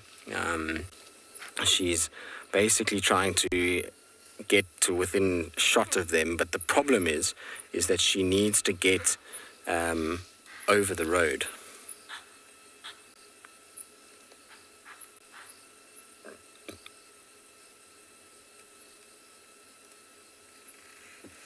Which is going to be tricky because the road... You see how Kalamba's also looking down that way. She's also very confused by all of this. Maybe her dad is around. It wouldn't surprise me if Tingana is somewhere here. He hasn't been seen the last few days, and the last time he was seen is right where she is right now. So it wouldn't surprise me at all if she makes an appearance, or he makes an appearance in this area. But it's definitely not for her. You can see how she's looking in the same area as well, trying to figure out what's going on and why the impalas are shouting. She'll know full well that they're not looking at her. Also, because it was just one individual and not multiple impalas, I don't think that they've actually seen her. I think it's just one that maybe picked up a scent or maybe saw another animal, but definitely not her. Could also be just because the cars are parked here. These animals are clever. They know when the cars are parked at night on quarantine that something is off. And they then kind of check around and make sure that they can see and look, and they generally then spot things.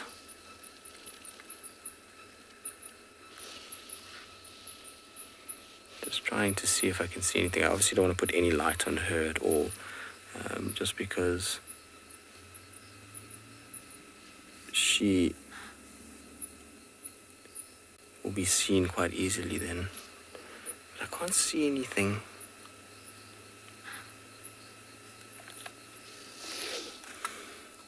It's strange. I suspect there's something else lurking in quarantine. Maybe a hyena. It's possible as well. They sometimes shout at them too.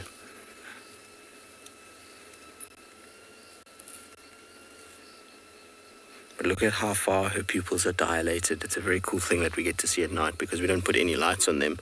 Those pupils are wide, wide, wide open to allow as much light in as possible so that they're able to see what's going on and to be able to then potentially find food a lot easier, hunt. It's amazing how big that pupil actually gets with these guys at night. During the day it's a little pinprick of a dot of black, and at night it opens wide, and that allows so much more light in, and they see super well at night. Remember that they, unlike us, don't have the same structure. They've got more rods in their eyes and less cones. We've got quite an even balance between the two, which is why our color perception is so good. With their color perception, not great, but their light tolerance is so much better. They're able to see really well in these dark conditions because of those rods and how many more rods they have in their eyes than what we do.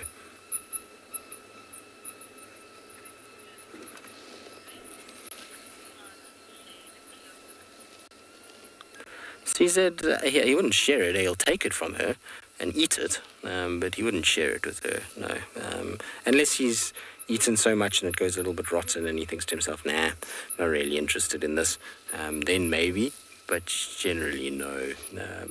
Male leopards don't share well. They're not animals that like to share. Let me go back quickly. See if we can get her popping out on the side. She might be just using this way because she wants the cover of the bushes to move rather than going through the open clearing on the road. There's a couple little sort of hedges here that she can utilize. Just trying to see if I can see her without shining a light. I can't see anything, if I'm honest with you.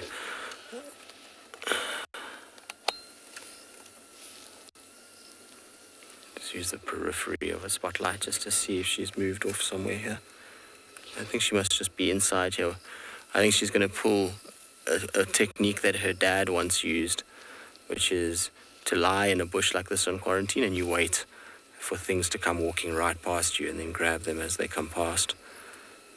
So I don't know if we're going to get a view of her. I think she's gone right in and I can't see her with the spotlight and I don't really want to shine directly on the bush. I'm kind of trying to use the kind of periphery of the light just to see what's going on. But I can't see anything and I don't want to spoil her hunt. So I'm afraid that's going to be our view, is of that bush for now. I don't think she's come out of it. She must be somewhere in there, hidden in that little thicket. Maybe one of you has got keen eyes and can see some spots somewhere in there. I don't see anything at this stage. She definitely turned and came to this back side of the bush, but don't see anything. I wonder if maybe she's not just hidden somewhere inside there.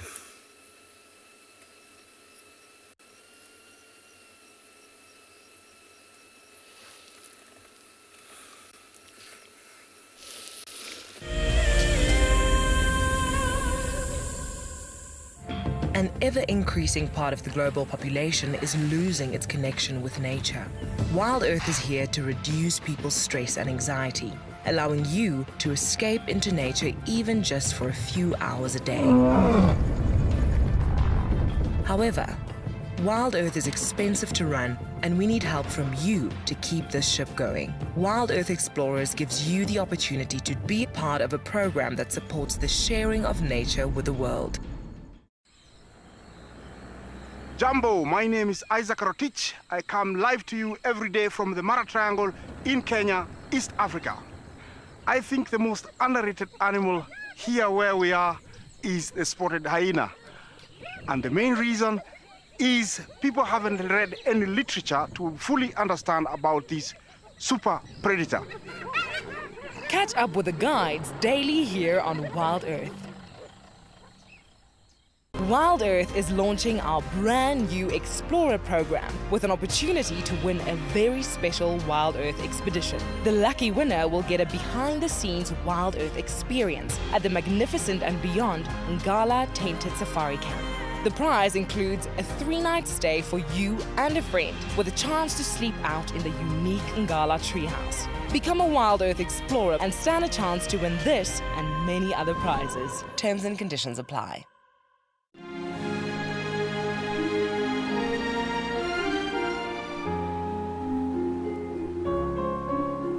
You You are cheeky. That was a brave decision. Amber Eyes is... Oh. That is so magic. That was absolutely wonderful. Amber Eyes just gave that cub an enormous hug. Expect the unexpected here on WildEarth daily.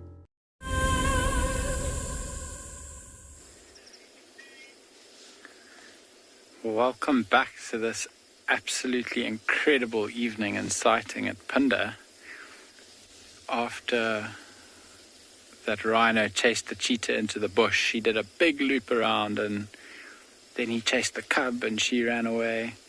And the cheetah have looped back around to us now, so they're lying quite close to the vehicle. Still, it must be said, very patiently waiting for these buffalo to finish drinking. The buffalo are still in the watering hole, almost unbelievable. And Mom's sitting up a little bit now. There are only 1 or 2 buffalo left here when I last checked. So I think, hopefully, almost time for her to be able to get some water. There she's now getting up and walking across. We quickly going to link to Djuma.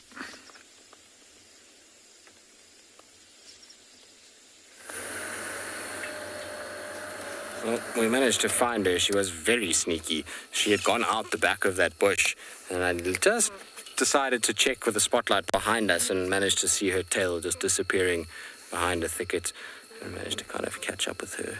She was actually moved quite far in our time that we were just scanning that bush. It was a long way away, but luckily her tail was gave her away with that little white tip. It's easy to kind of spot them when they're walking away from you, particularly with the spotlight. That white tip tends to shine quite a bit. Just trying to see where to go from here.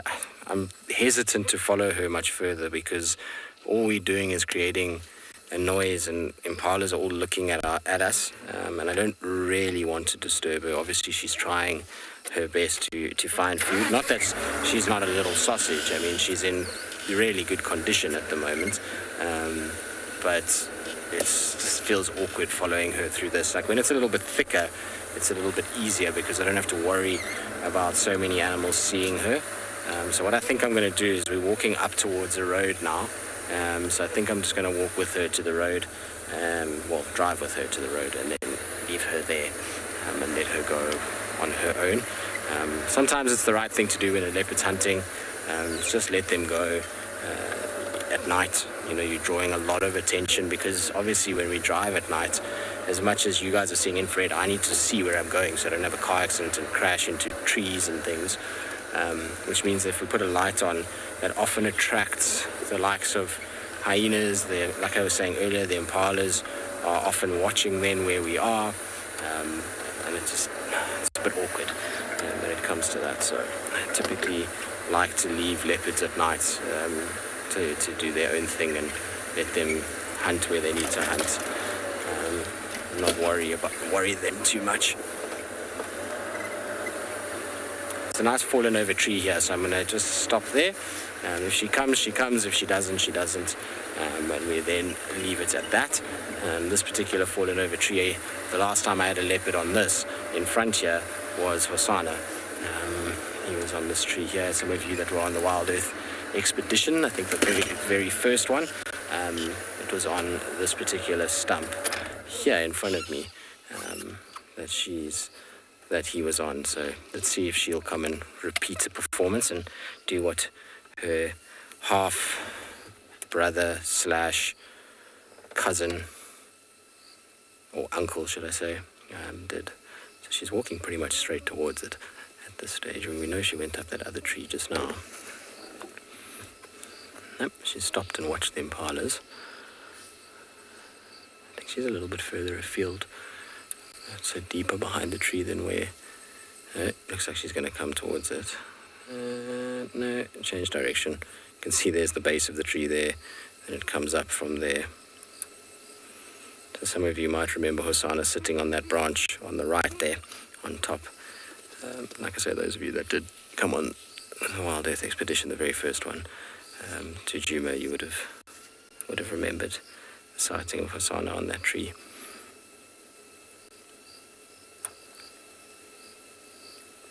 It's amazing sometimes that we can remember these sightings and where exactly these cats were, and kind of, you think after all the sightings that we have of something especially like Hosanna, that you start to remember exactly when and who you're with and how. It's pretty crazy.